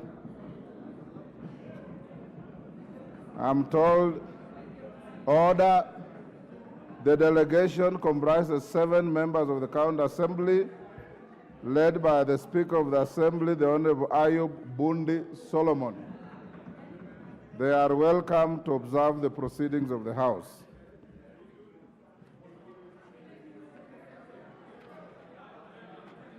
Honorable members, order. Honorable members, we now go back to order number 5. I have scanned through the report of the committee. I have approved the same, and I now invite the chair of the committee to table the report. Order number 5, papers.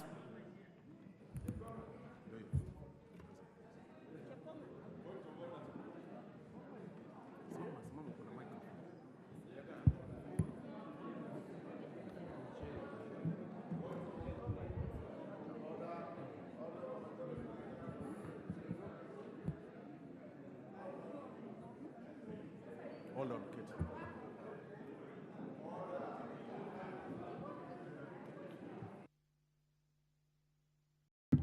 And Minority Leader approach the Speaker.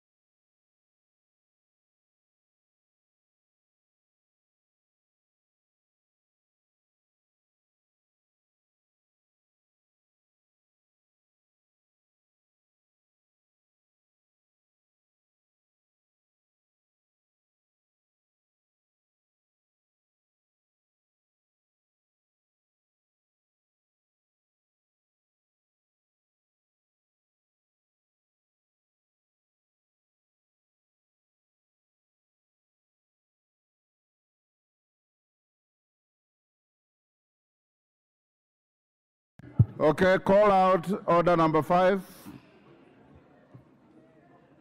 Order number 5, papers. Honorable Naomi Wako. Honorable Speaker, I beg to lay the following papers on the table of the House today, Monday, 13th May 2024. Thank you. Report of the Select Committee on the proposed dismissal of the Honorable Franklin Mithika Linturi as the Cabinet Secretary for Agriculture and Livestock Development. Thank you. I lay, Honorable Speaker. Honorable Naomi Wako, I'll give you 3 to 5 minutes to brief the House on the content of your report. Thank you, Honorable Speaker. Hold your horses, Honorable Otienda Molo. You already raised a point of order that I'll come to. You remember I told you. Let her finish first. Thank you, Honorable Speaker. The Select Committee was mandated to investigate the allegation against the Cabinet Secretary as contained in the resolution of House and table its report within 10 days. And as I have already submitted and tabled the report, Honorable Speaker, the committee had the opportunity to sit, and we were able to allow all the parties to present itself, and we gave equal opportunity. Honorable Speaker, in concluding the hearing, the committee was guided by the provision of Article 152 of the Constitution and Standing Orders 64 and 66. On Friday, 10th May 2024, the sponsor of the motion and the Cabinet Secretary made their closing statement to the committee.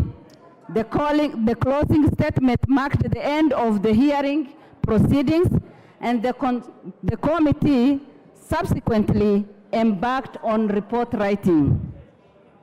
Honorable Speaker, Standing Order 199 provides that a report of committee shall be adopted by a majority of the members.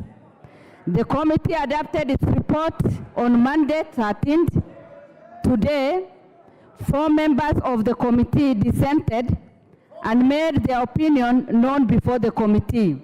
The dissenting opinion is attached to the report of the committee. Honorable Speaker, the Select Committee wishes to thank the Office of the Speaker of the National Assembly and the Clerk of the National Assembly for the support extended to the committee in the execution of its mandate. The committee further extends its appreciation to the sponsor of the special motion, Honorable Wanami, and also the Cabinet Secretary. Finally, I wish to express my appreciation to the honorable members of the committee and the committee secretariat who sat for long hours. Honorable Naomi Wako, just conclude by telling the House what is the finding of your committee. Honorable Speaker, the committee, in its report, the committee made the following findings of allegation against the Cabinet Secretary for Agriculture and Livestock. The allegation under ground 1 on gross violation of the Constitution or any other law, ground 2 on serious reasons for believing that the Cabinet Secretary has committed a crime under national law, and ground 3 on the gross misconduct as outlined in the special motion are unsubstantiated. The committee. Order.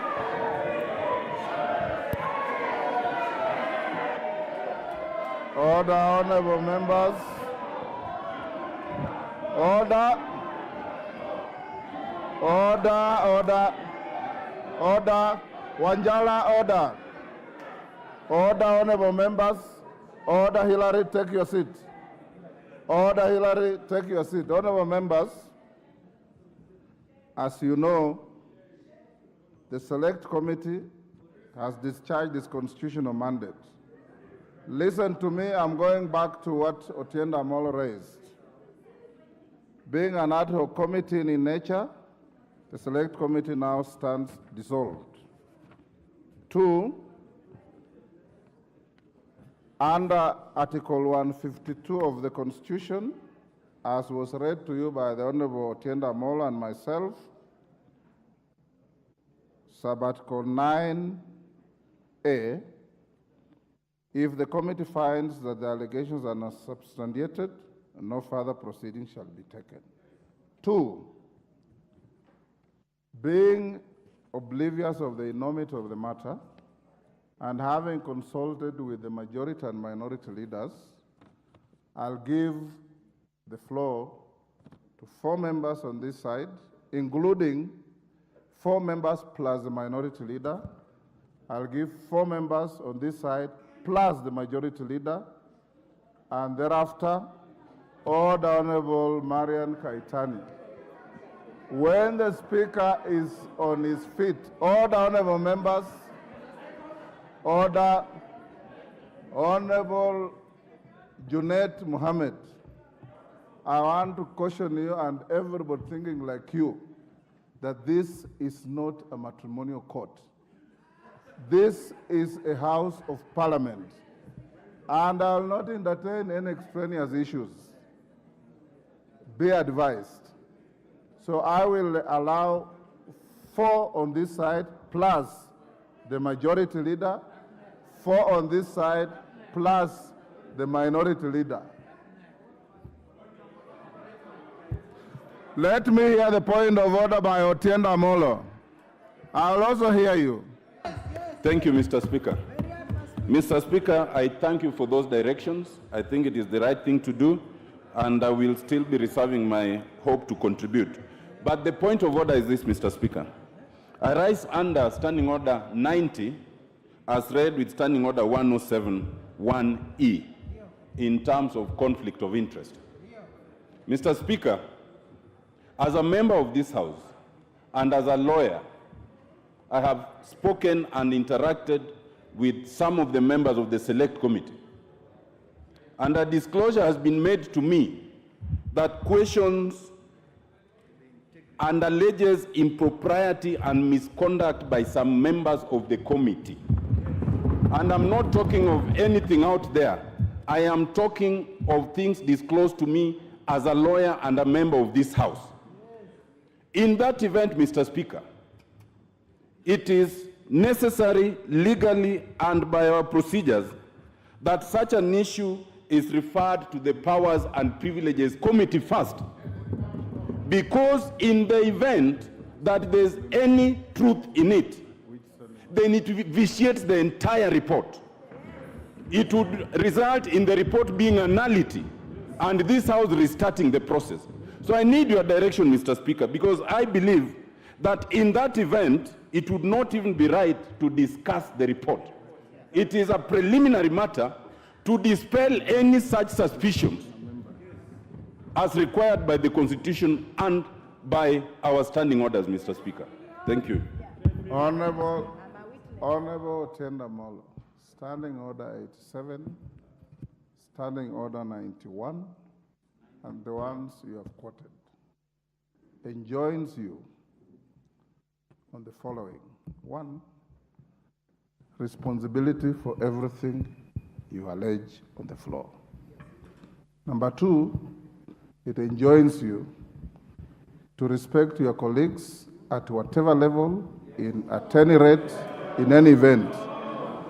3, in the event you have evidence to discuss any member, which is your absolute right under the standing orders and the Constitution, you come by way of motion. You cannot, and you know it, you're a senior lawyer. I'm your senior, but you're also a senior lawyer. You cannot cast aspersions against your colleagues without a specific motion against any one of them or several of order. Against any one of them or any 2 or 3 of them, that there was impropriety, there is evidence, and you want the House to discuss a member. I will gladly approve such a motion if you brought and I found substance in it. In the absence of a motion, I want to encourage you to set the trend and the example as the leading lawyer in this House, that doing anything different is out of order. Marian Kaitani, what is your point of order? Thank you, Honorable Speaker. I stand under Standing Order number 184 regarding advance mention of a member. When the proceedings of this particular motion were going on, I was adversely mentioned by the Honorable CS to the effect that I was even the sponsor of this motion, and I requested, Honorable Speaker, and I requested to appear before the committee so that I can explain myself, because I had been adversely mentioned in almost the whole proceeding when the Honorable CS was giving out his defense. And because I was not given that opportunity, accorded that opportunity, I therefore request, Honorable Speaker, that anything that was mentioned regarding me be expunged from the report. I thank you, Honorable Speaker.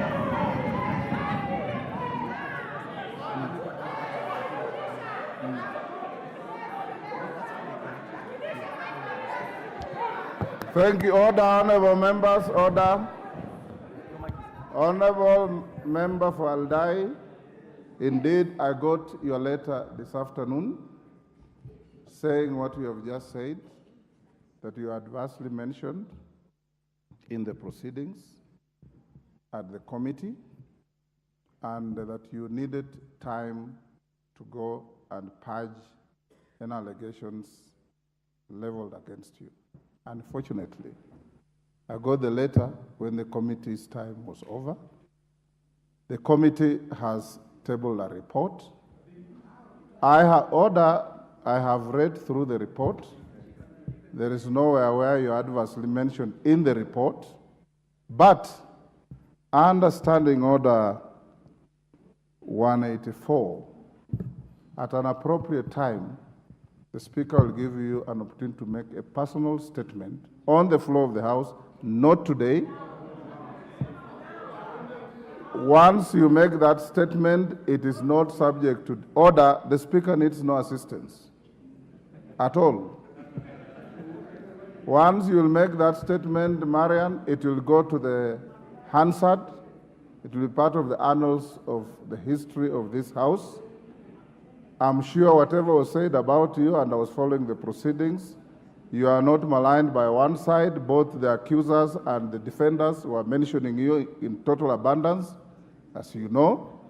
You will make that statement, it will go to the Hansard, it will go to the records, it will not be subject to any debate by anybody. But I'll give you the opportunity to purge all those allegations against you. Can I have the names of these folks? One time. The names. Yes, Honorable TJ Kajwang. You know, Honorable Kajwang, you are a member of the committee. Yes, I am. And whatever Speaker, you wanted to do, you should have. I don't want to speak to the substance of the issues that are before us, because to do so, I would be a judge in my own cause. But, Mr. Speaker, this is the first time. Mr. Speaker, I'm trying to get your attention on this. I want to explore a constitutional issue. My minority leader, if you could just allow me to get the ear of the Speaker.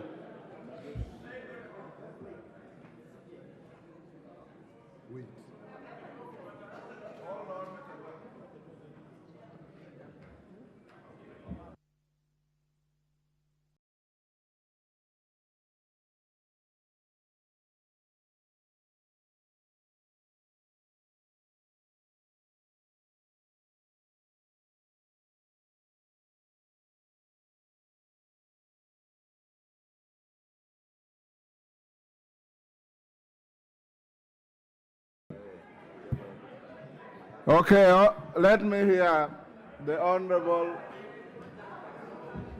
TJ Kajwang. Mr. Speaker, I rise to speak for, yes, just 1 minute, for the development of jurisprudence, custom and tradition in this House. This is the first time ever in the history of the new Constitution that we have tackled this matter. The other House has been lucky that in many occasions they have handled such matters. And so it is important, Mr. Speaker, that you go in history as setting a precedent, the legal foundation by which many and others, and you know, Mr. Speaker, it is this House that can impeach or can call the President to question. It is this House that can call emergency or can declare war in this country. And so, Mr. Speaker, I just think that this gives you an opportunity to put the law in such a manner that everybody will have the foundation. Mr. Speaker, you see, a report has been given to you. You have looked at that report. Actually, the words you have used, you have scanned that report. In law, you have perused that report, and you have approved it. But the report has not been given to the members here. The members do not have an opportunity to go to room 8 to read that report, even if that report would die here. But to suggest that the members would accept a report one way or the other without applying their cognitive abilities to it, either to understand that the issues were unsubstantiated or not, would be to deny this House its own conscience and to take away its power to debate. Mr. Speaker, I urge you, Mr. Speaker, that you create a room by which as many members as possible may be able to comment on such issues, even if it is going to, even if it was going to die here, but give an opportunity for people. Honorable T.J. Kajwang, I have no doubt that you've been listening to me, and I know you are a very brilliant, distinguished learned junior. I have said, and you remember what Senior Counsel Otienda Molo raised and pointed out. Under the Constitution, and the President we are setting is observance of the Constitution and our standing orders. Under the Constitution, when the report comes back to the House and it says allegations are unsubstantiated, the matter ends there. Even the idea of reading the report becomes an academic exercise. Anybody who wants to read that report is available in the table office. You can pick it and read it. The converse is that if the report had found the allegations substantiated, then the Speaker would have been obligated to set another day for the House to sit. And you will then, as a plenary, debate the report and vote on it. At that stage, then anybody will peruse the report, will mark the report, will underline the report, will critique the report, will do anything with the report and convince the House that the report is right or wrong, and that decision will be made by a vote by the whole House. In the absence of the latter, then the idea of members reading the report remains academic. The Speaker cannot stop you from later looking for the report and reading it. The Speaker cannot stop you from going out there and commenting on the report. But the chips will lie where they fell, on the floor of this House. So I'll now go back to where I started. And the first member I'll call to make a comment is one Julius Meli.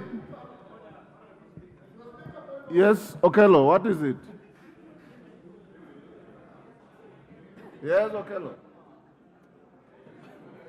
I thank you. Order, let's listen to Member Fonyando. I thank you very much, Honorable Speaker. Honorable Speaker, I would want to borrow your mind on this.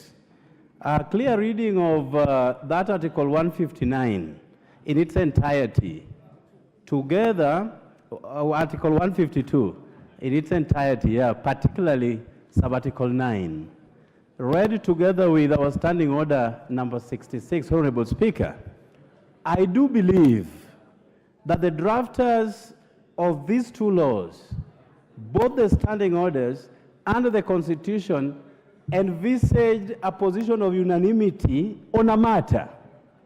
Honorable Speaker, in a situation where there is division, there is a minority view, there is no unanimous decision arrived at, Honorable Speaker, that was not envisaged when this was being written, Honorable Speaker.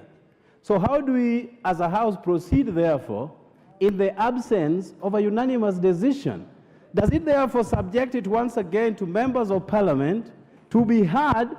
Because again, you know, on retrospect, Honorable Speaker, it is 150 members against 7. Take your seat. 150 against 7, You've Honorable made your Speaker. point. Honorable Okello, you are a seasoned member, and you should appreciate what our standing orders say.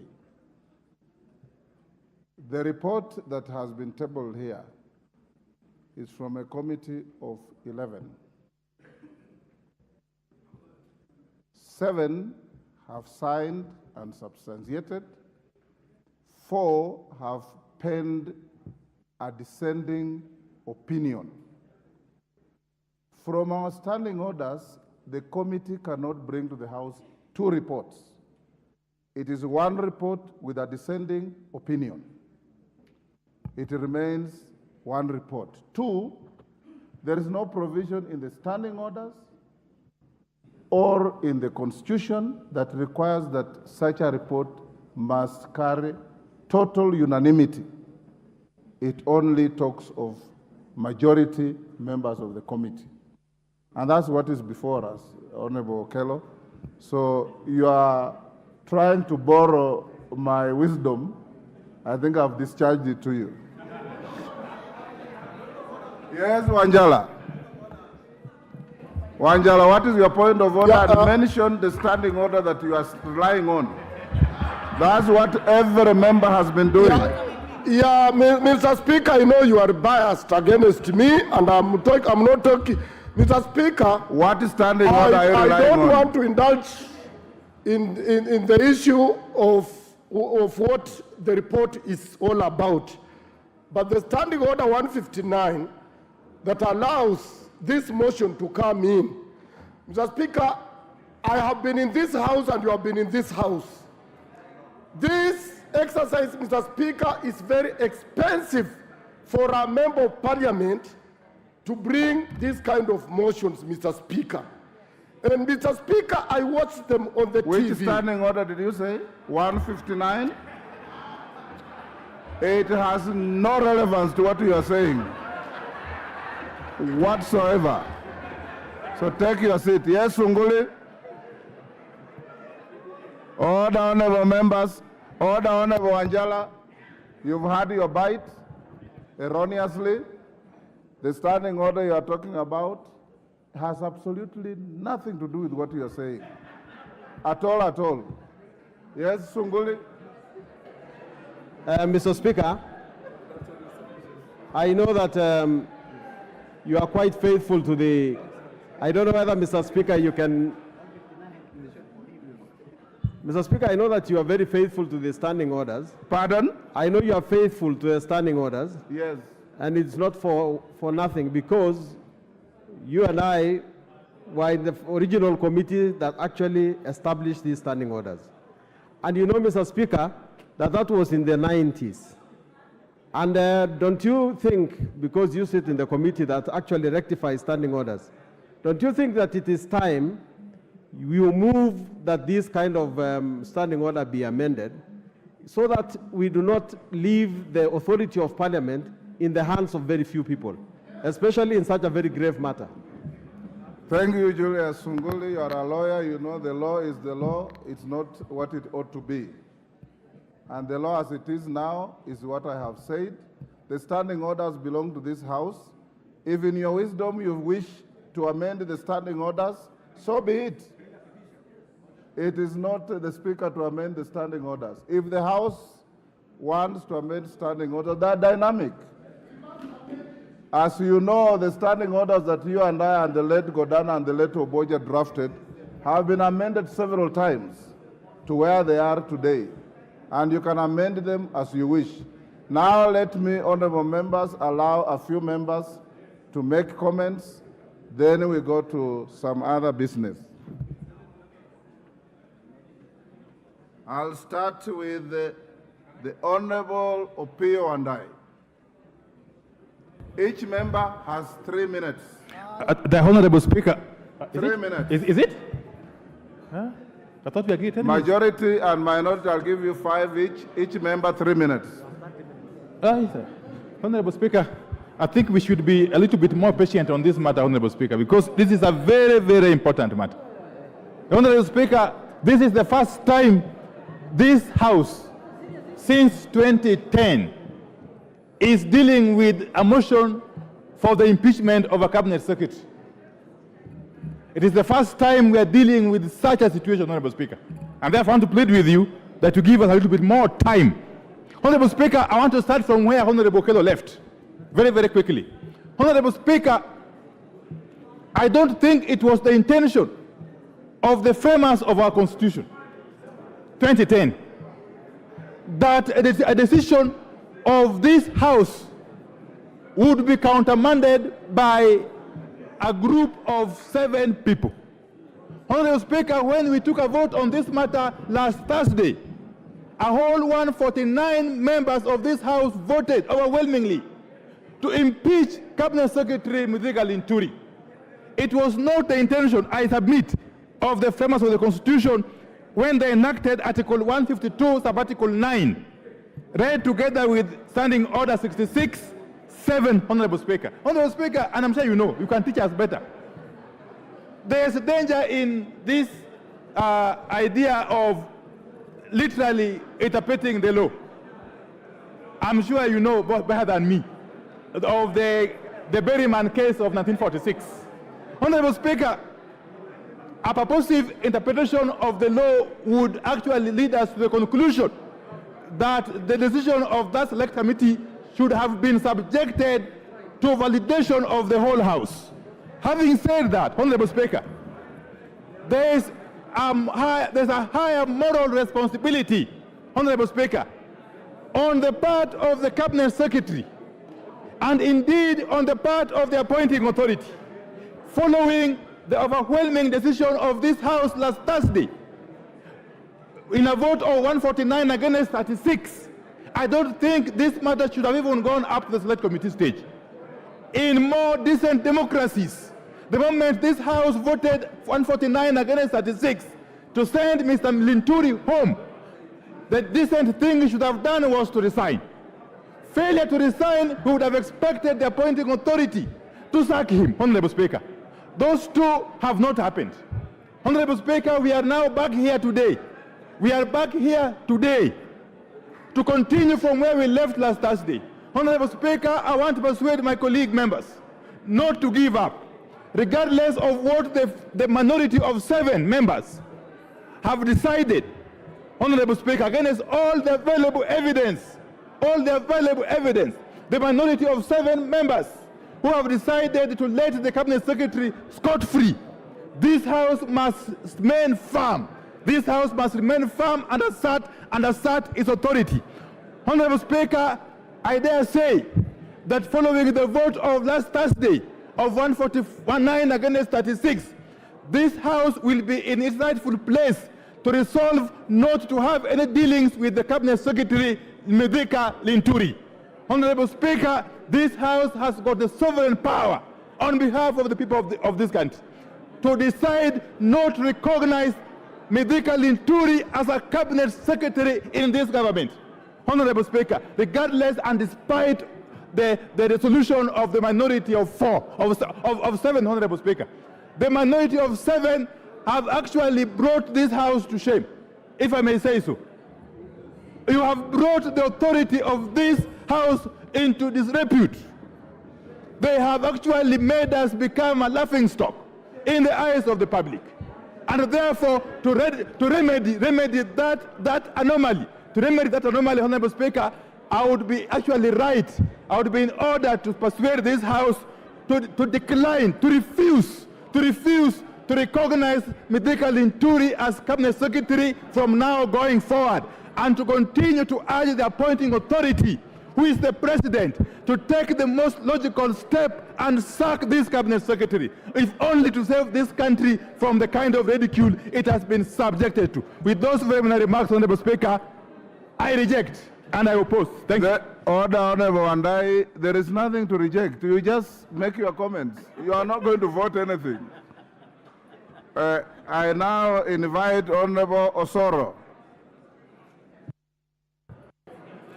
Thank you very much, Honorable Speaker. Honorable Speaker, this is a house of debate and procedures. And I dare say, Honorable Speaker, that this is a granary of wisdom, where every profession is actually represented here. We have experienced lawyers of the advocates of the High Court. We have doctors. We have accountants. We have bishops. We also have the wannabe men of cloth. Could be the, I think Honorable Junet qualifies to be a sheikh. So this is a house where people are drawn from different professions and very experienced in different fields. Honorable Speaker, this is also a house, once one debates, must agree that it is a house where the majority will have their way and minority will have their say. When this motion was brought before this House, Honorable Speaker, the majority had their way, as it were then. But the procedures took center stage thereafter. After the majority had their way, the procedures were followed. The minority proposed their names, the majority proposed their names. An ad hoc committee was formed, Honorable Speaker, and they had their own elections, where they elected a chair to chair the ad hoc committee. And the chair of the ad hoc committee, Honorable Speaker, the Honorable Naomi Wako, is a reverend, is a person of great integrity, a person that has served this country in her capacity as a reverend, a person that has served this country as a canon, a person that has served this country as a senator, and a person now is serving this country, Honorable Speaker, as the deputy majority whip, Honorable Speaker. And all the proceedings, Honorable Speaker, were in full glare of the camera. We all watched what was happening. It was basically drama. Everything that we were watching, Honorable Speaker, in the proceedings were actually drama. What we were hearing, Honorable Speaker, is similar to what was actually being shown, or rather presented before, or brought before the matrimonial court the other day. And Honorable Speaker, there is no way a house of competence could have admitted the evidence that was brought. There was nothing watertight as it was being presented, Honorable Speaker. And Honorable Wamboka, as much as he tried, of course, in his role as a member of parliament under Article 95 to oversight, Honorable Speaker, he did not manage to raise a strong case, to bring a watertight evidence, to grow his, profile by pushing through a watertight case, Honorable Speaker, to have the Honorable Linturi impeached. So, Honorable Speaker, I support the report by this committee because I believe in them, and as the house of debate, a house that believes in strength, a house that believes in procedures. Honorable Speaker, we proceed. It is done. We are now done with the whole thing, and now we proceed with the other, Honorable Speaker. Thank you very much. Honorable Robert Mbui. 3 minutes, so thank you, Mr. condense Speaker. your thoughts. Thank you, Mr. Speaker. Mr. Speaker, Kenyan farmers were duped into purchasing fake fertilizer through NCPB under the full glare and the watch of the CS for Agriculture. Mr. Speaker, a motion was brought to this House to dismiss that CS, and members of the House voted overwhelmingly to get rid of the CS. Then, Mr. Speaker, a committee of the House was put together to go and confirm the report and the vote of the members of Parliament. Unfortunately, Mr. Speaker, the members that were put in the committee, 7 of them went and turned the verdict of 149 members of Parliament. And Mr. Speaker, for the record, only 4 members gave a dissenting opinion. And Mr. Speaker, for the record, the Honorable T.J. Kajwang, the Honorable Yusuf Farah, the Honorable Catherine Omanyo, and the Honorable Robert Mbui stood with the Kenyan farmers and said enough is enough and the CS must go. Mr. Speaker, the reality is this, that when we went to that committee, Mr. Speaker, the committee, instead of carrying out investigation as was told by this House, the committee went and turned itself into a Supreme Court of Parliament of Kenya, presided over, Mr. Speaker, by the Lady Justice Naomi Wako. And Mr. Speaker, the rest of us became judges. Mr. Speaker, the question we're asking is this: is the committee of the House supposed to operate like a court, or are we supposed to continue operating like a committee of the House? Honorable Mbui, I did guide you, and you are a member of the committee. I told you you are quasi-judicial. Rules of evidence apply. Limitations on hearsay apply. and everything that pertains to proceedings in a judicial court applies. You are quasi-judicial. Thank you, Mr. Speaker. We are quasi-judicial, but we became a court of law. Mr. Speaker, there was one major issue that we noted, that there were key witnesses that Mr. Speaker was supposed to have been called. The Constitution anticipates that we call witnesses. The standing orders of this House and even the rules of the committee were allowing us to call members to come and give witness evidence. Mr. Speaker, unfortunately, two key witnesses, the PS for Agriculture and the COO of one of the companies that is supposedly mentioned in this fake fertilizer scandal, were actually not called. Honorable Mbui, as a member of the committee, you are truly being wiser after the event. Honorable John Paul. John Paul, 3 minutes. You better compose your thoughts quickly. Give John Paul the mic. There you Thank are. you. Thank you very much, Mr. Speaker. Mr. Speaker, I stand to support the report from the committee and to commend, Mr. Speaker, their good work which they did within 10 days, Mr. Speaker. It is commendable that within 10 days, Mr. Speaker, the committee was able to gather evidence and to interrogate both the parties, Mr. Speaker. And today, Mr. Speaker, it has come to limelight of Kenyans, Mr. Speaker, that the one CS Mithika Linturi is clean, Mr. Speaker. And Mr. Speaker, I urge members, when the motions such as this, Mr. Speaker, is brought before this House, Mr. Speaker, it's good for any member who is bringing such motion, Mr. Speaker, of impeachment to do due diligence, Mr. Speaker, and gather enough evidence, Mr. Speaker, which can get maybe the minister with the mistake which, Mr. Speaker, they already seen he has. So, Mr. Speaker, this committee consisted of the competent members, Mr. Speaker, who are capable of interrogating the CS, Mr. Speaker, and they were able to bring forth, Mr. Speaker, to this honorable House, Mr. Speaker, that the CS is clean. Mr. Speaker, it should also be noted that when impeachment motion is brought in this House, it should not be brought, Mr. Speaker, with perception that maybe because maybe a person has a bad name or maybe the look of that person, Mr. Speaker, that person maybe qualifies to be impeached.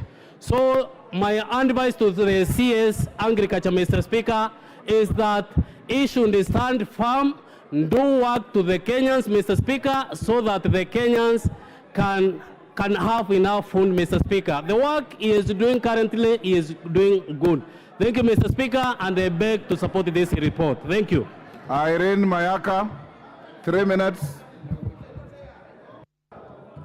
Thank you, Honorable Speaker. Honorable Speaker, I also stand here to express my complete disappointment that 7 honorable members averted the will of so many other members of this House. And Honorable Speaker, I am actually really disappointed on behalf of the farmers of not only Nyamira, but the whole of Kenya. Honorable Speaker, Article 153 of our Constitution is very clear that the CS is accountable individually and collectively to the President of this country. And in so doing, Honorable Speaker, it also says that the Honorable CS is stopped from not taking accountability when anything goes wrong in his ministry. Honorable Speaker, the CS cannot run away from the fact that the ultimate responsibility actually stands with him. Honorable Speaker, I watched the proceedings of the committee, and one of the things that really caught my eye is when the CS proudly demonstrated to the committee of the positive things that he has done for that particular ministry. But the same CS refuses to take responsibility when one thing goes wrong in his ministry. Honorable Speaker, if you look at Article 201 of our Constitution, it clearly says that public money shall be spent prudently and responsibly. It does not make sense, therefore, Honorable Speaker, why money that was allocated to one particular part of the department was reallocated to NCPD and therefore used in a manner that was not prudent. I do not understand, therefore, Honorable Speaker, how the Select Committee, the 7 of them, decided that this CS was not culpable of the crimes that he committed.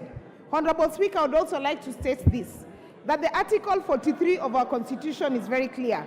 It says that every person has a right to free access of food, but not only food, but that food that is actually of good quality. Honorable Speaker, the CS in his admission said that out of the 3 million bags, that only 3,000 bags were actually fake fertilizer, and that they withdrew this from the people. But Honorable Speaker, that is not taking enough responsibility for a fault like that. Because Honorable Speaker, what if this particular... Your time is up, Honorable Mayaka. Dr. Mutunga.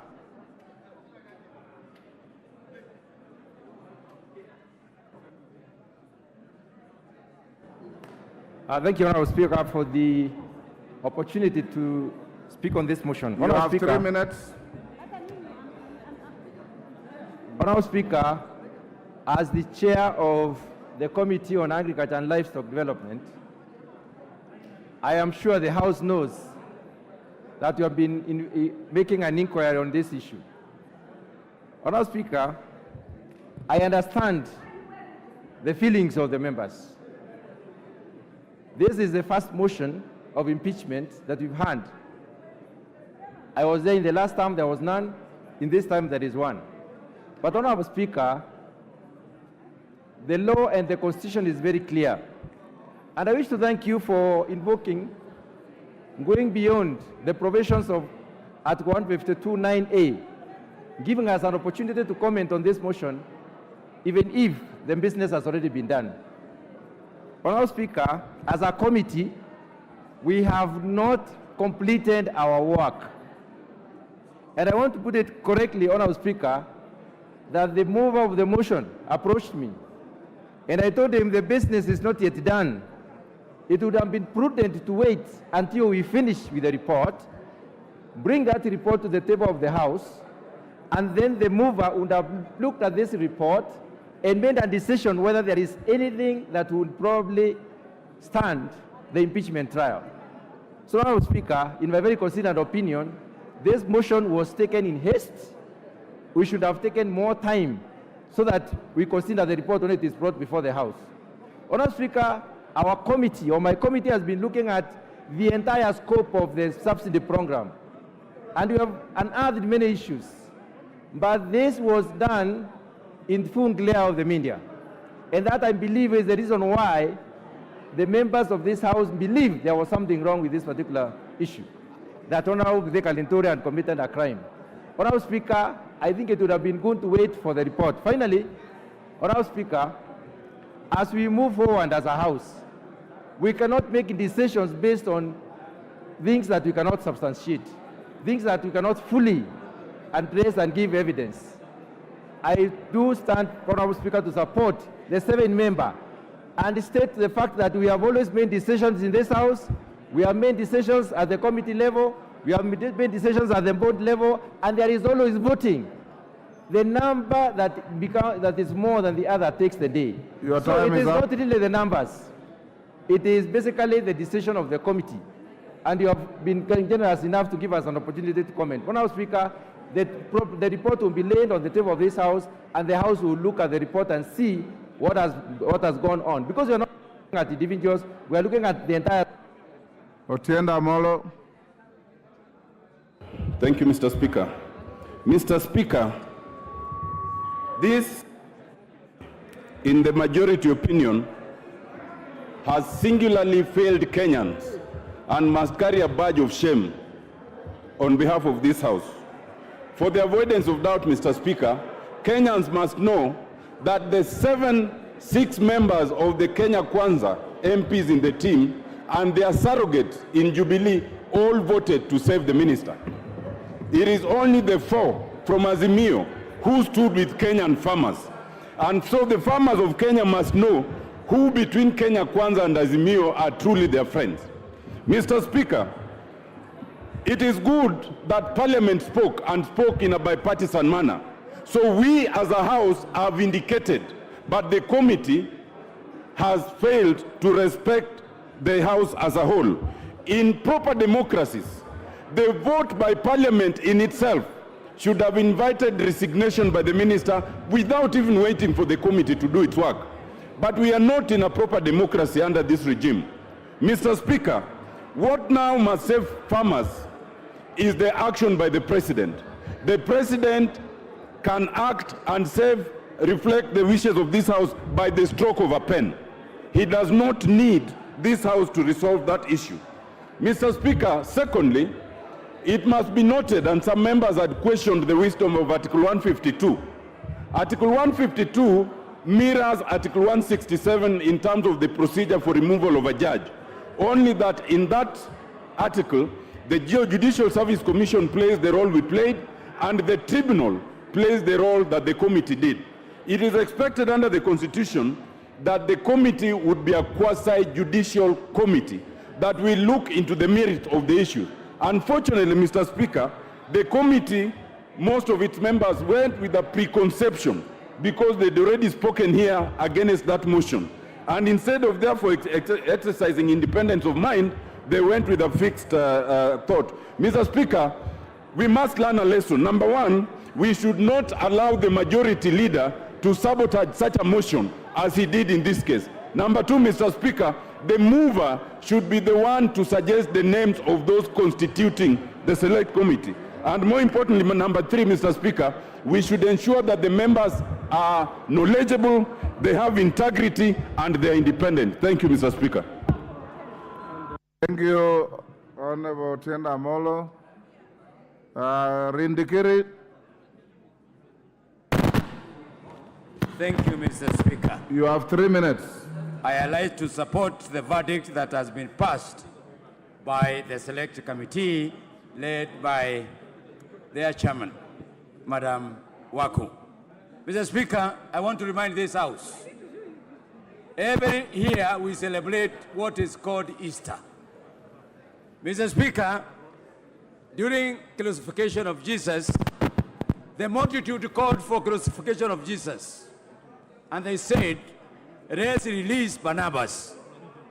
Mr. Speaker, what we are hearing now is people calling for crucifixion of Jesus and saying release Barnabas. Mr. Speaker, we cannot pretend as a House. I am very saddened to hear the Vice Chair of this committee, a man of respect and a mentor, disowning the sittings. Mr. Speaker, Mr. Vice Chairman sat for that committee for 3 days, including the report lighting, and at no single time did he withdraw from the position of Vice Chairmanship. Mr. Speaker, the decision of the Chair and the decision of the Vice Chair are one and the same. So we cannot play for the public gallery. Mr. Speaker, we cannot dictate terms as what the President of this Republic should do. Mr. Speaker, Mithika Linturi cannot be sacrificed for doing what is good. Mr. Speaker, Mithika Linturi did not say these 3 charges be brought against him. Mr. Speaker, the mover, first of all, he totally failed to prove the case himself. The failure of this, the failure of the mover of the motion, he brought matters that he could not even himself substantiate. He went ahead to call for evidence support, calling the PS, calling the MD of Care Chemicals. Mr. Speaker, he was looking for evidence. He should have sought for good evidence before proceeding to bring the motion in Parliament. So, Mr. Speaker, let's abide by the rules of Parliament. Let's abide by the rules that we have set ourselves. Mr. Speaker, it is a shame to play for the public gallery to sacrifice a one person who has a track record of good performance in this country. And Mr. Speaker, we shall not listen to the public. We shall listen to the rules of this parliament. I thank you, Mr. Speaker. Thank you. Junet Mohammed. Yes. For avoidance of doubt, I ask your leaders, and this happens in every democracy, on certain issues, the leaders have a discretion to tell the speaker who they think should speak for them on a matter. Mr. Speaker, your leaders. Today is a sad day, indeed very sad day for our country, Mr. Speaker. Mr. Speaker, it is for sure that this was not the expectations of the Kenyan people today. They expected an indictment because, Mr. Speaker, what happened in this country by supplying fake fertilizer to the public, to Kenyans, Mr. Speaker, is a very grievous matter, Mr. Speaker. And for us to exonerate a cabinet minister who presided over that, Mr. Speaker, is also a very, very sad thing, Mr. Speaker. Mr. Speaker, we have won the battle, but we have lost the war. Why do I say so? Since the inception, Mr. Speaker, of the new constitution, this is the first time an impeachment of a cabinet minister went through the second stage.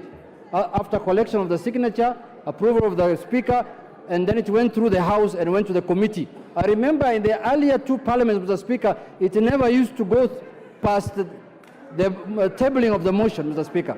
So we have made a progress, and I want to thank Honorable Wamboka, who remains a hero, Mr. Speaker, in this country, for taking the initiative to save the Kenyan farmers, Mr. Speaker.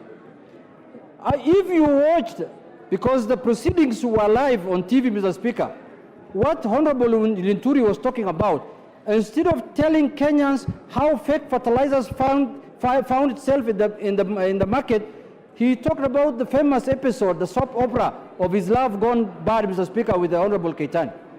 Mr. Speaker, if we continue like this, then in the national holidays, when people are given honors, Mr. Speaker, we should add corruption as one of the honors that is awarded, Mr. Speaker. Corruption should now become a badge of honor in this country, Mr. Speaker. How can this House preside over a committee report that has turned the will of 49 members upside down, Mr. Speaker? And they know very well the mood of the House was that they want the minister impeached. Now, it is now the responsibility of the appointing authority to sack that minister as early as this afternoon, Mr. Speaker. Lastly, Mr. Speaker, if we were in mature democracy, this cabinet secretary will have resigned long time ago, Mr. Speaker. He will not have been in office by now. He should have left the office, and because he has no moral authority to serve Kenyans anymore, Mr. Speaker.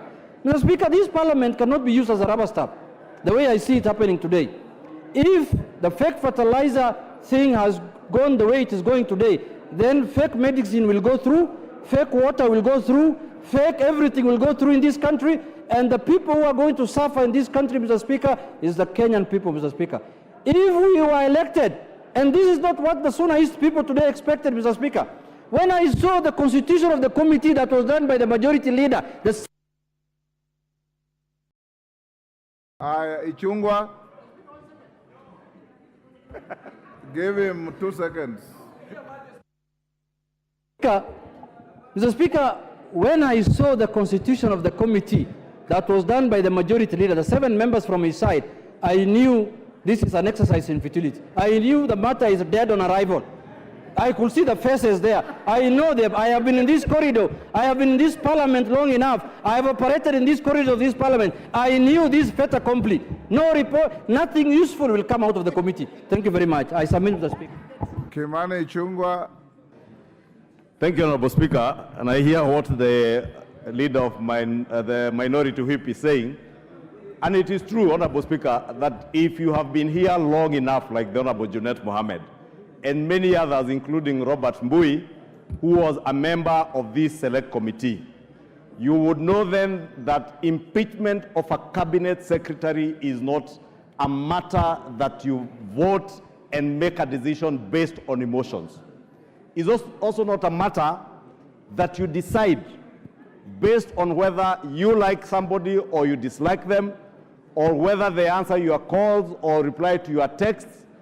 It is a matter that is based on the law. Honorable Speaker, the preliminary objections you heard from the Honorable Otiende Amolo and the Leader of Minority speaks volumes to the issues that I was speaking to here last week. That one, we sought to impeach a cabinet secretary without duly considering the provisions of Article 152 of our Constitution, and especially so Article 152(7), and our standing orders from Standing Order 64 to 68. Honorable Speaker, you remember me advising the Honorable, the sponsor of the motion, the Honorable Wamboka, that if I were him, I would have been patient to allow conclusion, a logical conclusion of the inquiry by a committee of this House under the leadership of the Honorable Mutunga, the Committee on Agriculture, that I would have been patient to allow investigative agencies to investigate and see if there's culpability on either the cabinet secretary or any other public officer before proposing an impeachment motion. Honorable Speaker, this report, as you said, it is good for academics. And it is important that all the 349 members of this House read that report so that they understand that impeaching a cabinet secretary can never be anchored on our feelings, our emotions, and whether we like somebody or dislike them. That we must ensure any time you want to impeach a cabinet secretary or a public official, it is based on what is provided for in law. Was there particularity in the allegations in that motion? I submitted the Honorable Speaker last week that the motion was laden with generalities and newspaper articles, and therefore would never have passed the test of time if you subjected it to the provisions of the Constitution, our own standing orders, and indeed precedents that has been set by courts of law. And I pointed out the famous Wambora cases, because Governor Wambora, Honorable Speaker, you remember, is one of the public officers that were impeached more than any other public officer. And therefore, I want to urge members, Honorable Speaker, that this becomes a lesson to learn for us as a House. If we propose motions to impeach cabinet secretaries for the sake of it, we will make this House extremely impotent. We will become impotent because we are acting at the whim of the moment. We are not patient to get substantive issues that can truly impeach a cabinet secretary. I look forward to a day, Honorable Speaker, that under the provision of our 2010 Constitution, we will offer meaningful oversight over cabinet secretaries, that we shall take our work seriously as a House, and we make sure, Honorable Speaker, that if we do an inquiry like we were doing, Honorable Speaker, we base all our deliberations on facts and not emotions, Honorable Speaker.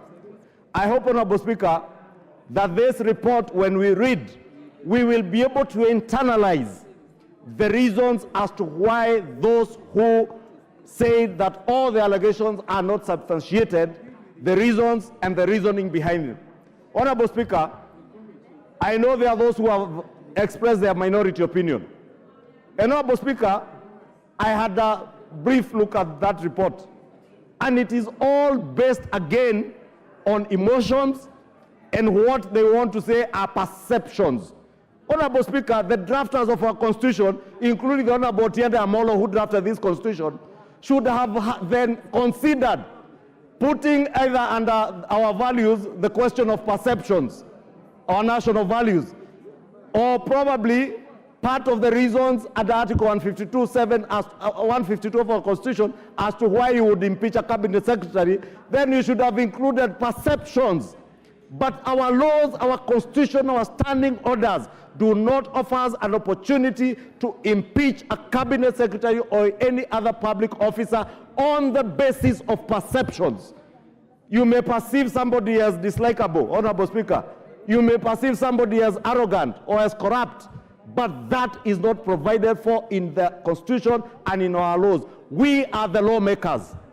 We are the first people who should be the first defenders Thank you, Honorable Speaker. I was saying, Honorable Speaker, we swear by the Bible and the Holy Quran when we take oath of office to defend the Constitution and the laws of this Republic, Honorable Speaker. We must always be at the forefront to defend the Constitution and the laws of our country, Honorable Speaker. So that tomorrow, Honorable Speaker, if the Honorable Junet Mohammed gets the opportunity to serve as a cabinet secretary, I will not seek to impeach him on the basis of my perceptions that are not objective at all. That I will seek to impeach the Honorable Junet on the basis of his performance and that which is provided for under our Constitution. Honorable Speaker, it is easy to speak to the gallery, to speak to the media, Honorable Speaker, because the media are saying this and that. I have seen lawyers saying that members of parliament, if the 11, somebody tweeted that the 11 members times 5 million shillings is the basis on which this motion will be decided, Honorable Speaker. And it's a very senior counsel in this country, Honorable Speaker. It is shameful and unfortunate, Honorable Speaker, that a lawyer, an advocate of the High Court, a senior counsel, would be speaking to issues, Honorable Speaker, that any Kenyan who was watching the deliberations of this committee under the full glare of the public or of the media, Honorable Speaker, there was nothing that could be substantiated. The Honorable Wamboka could not substantiate anything, Honorable Speaker. And therefore, as I commend the Honorable Wamboka for his fortitude and temerity even to be able to push through a motion he knew was dead on arrival, since he could not substantiate, was based on newspaper cuttings and all the other rumors you hear in town, Honorable Speaker, at least he had the fortitude to push it on to the end. Honorable Wamboka, please next time I would urge you, let us stick to what is provided for by our standing orders, our own laws, and the Constitution of the Republic. If we do that, Honorable Speaker, this House and indeed Parliament will have teeth to bite. Otherwise, if we abuse the provisions of our Constitution to just collect signatures and sign signatures and push, Honorable Speaker, in an attempt maybe to blackmail or intimidate cabinet secretaries, we shall be rendering this House impotent, and that will be the end of Parliament, Honorable Speaker. I pray to God and urge members that next time we want to impeach a cabinet secretary, let it be based on the law, the Constitution. Order, Majority Leader. Yes, Ocheng, what's the point of order? Mr. Speaker, I've been listening here to What's the point of order? Mr. Speaker, is it in order for the Majority Leader to keep on referring to Honorable Wamboka as if he made a mistake to bring this particular motion? Because all through his speech, that was insinuating that it was a mistake for Honorable Wamboka bring this motion, Mr. Speaker. Is it in order that he does that? First, I didn't understand it that way, and secondly, Honorable Wamboka made no mistake in exercising his right. Yes. And that's what Ichungwa said. All he said is that exercise much more care and bring more tangible evidence. That's what I heard him say. Yes. Order, honorable members. I promised five. It is done. I'll now call the next order. The matter is over. Call the next order. Your motion was spent. You moved, you replied. Yes. Next order. Order number 12, Committee of the Whole House. Order, honorable members, be upstanding. Honorable members.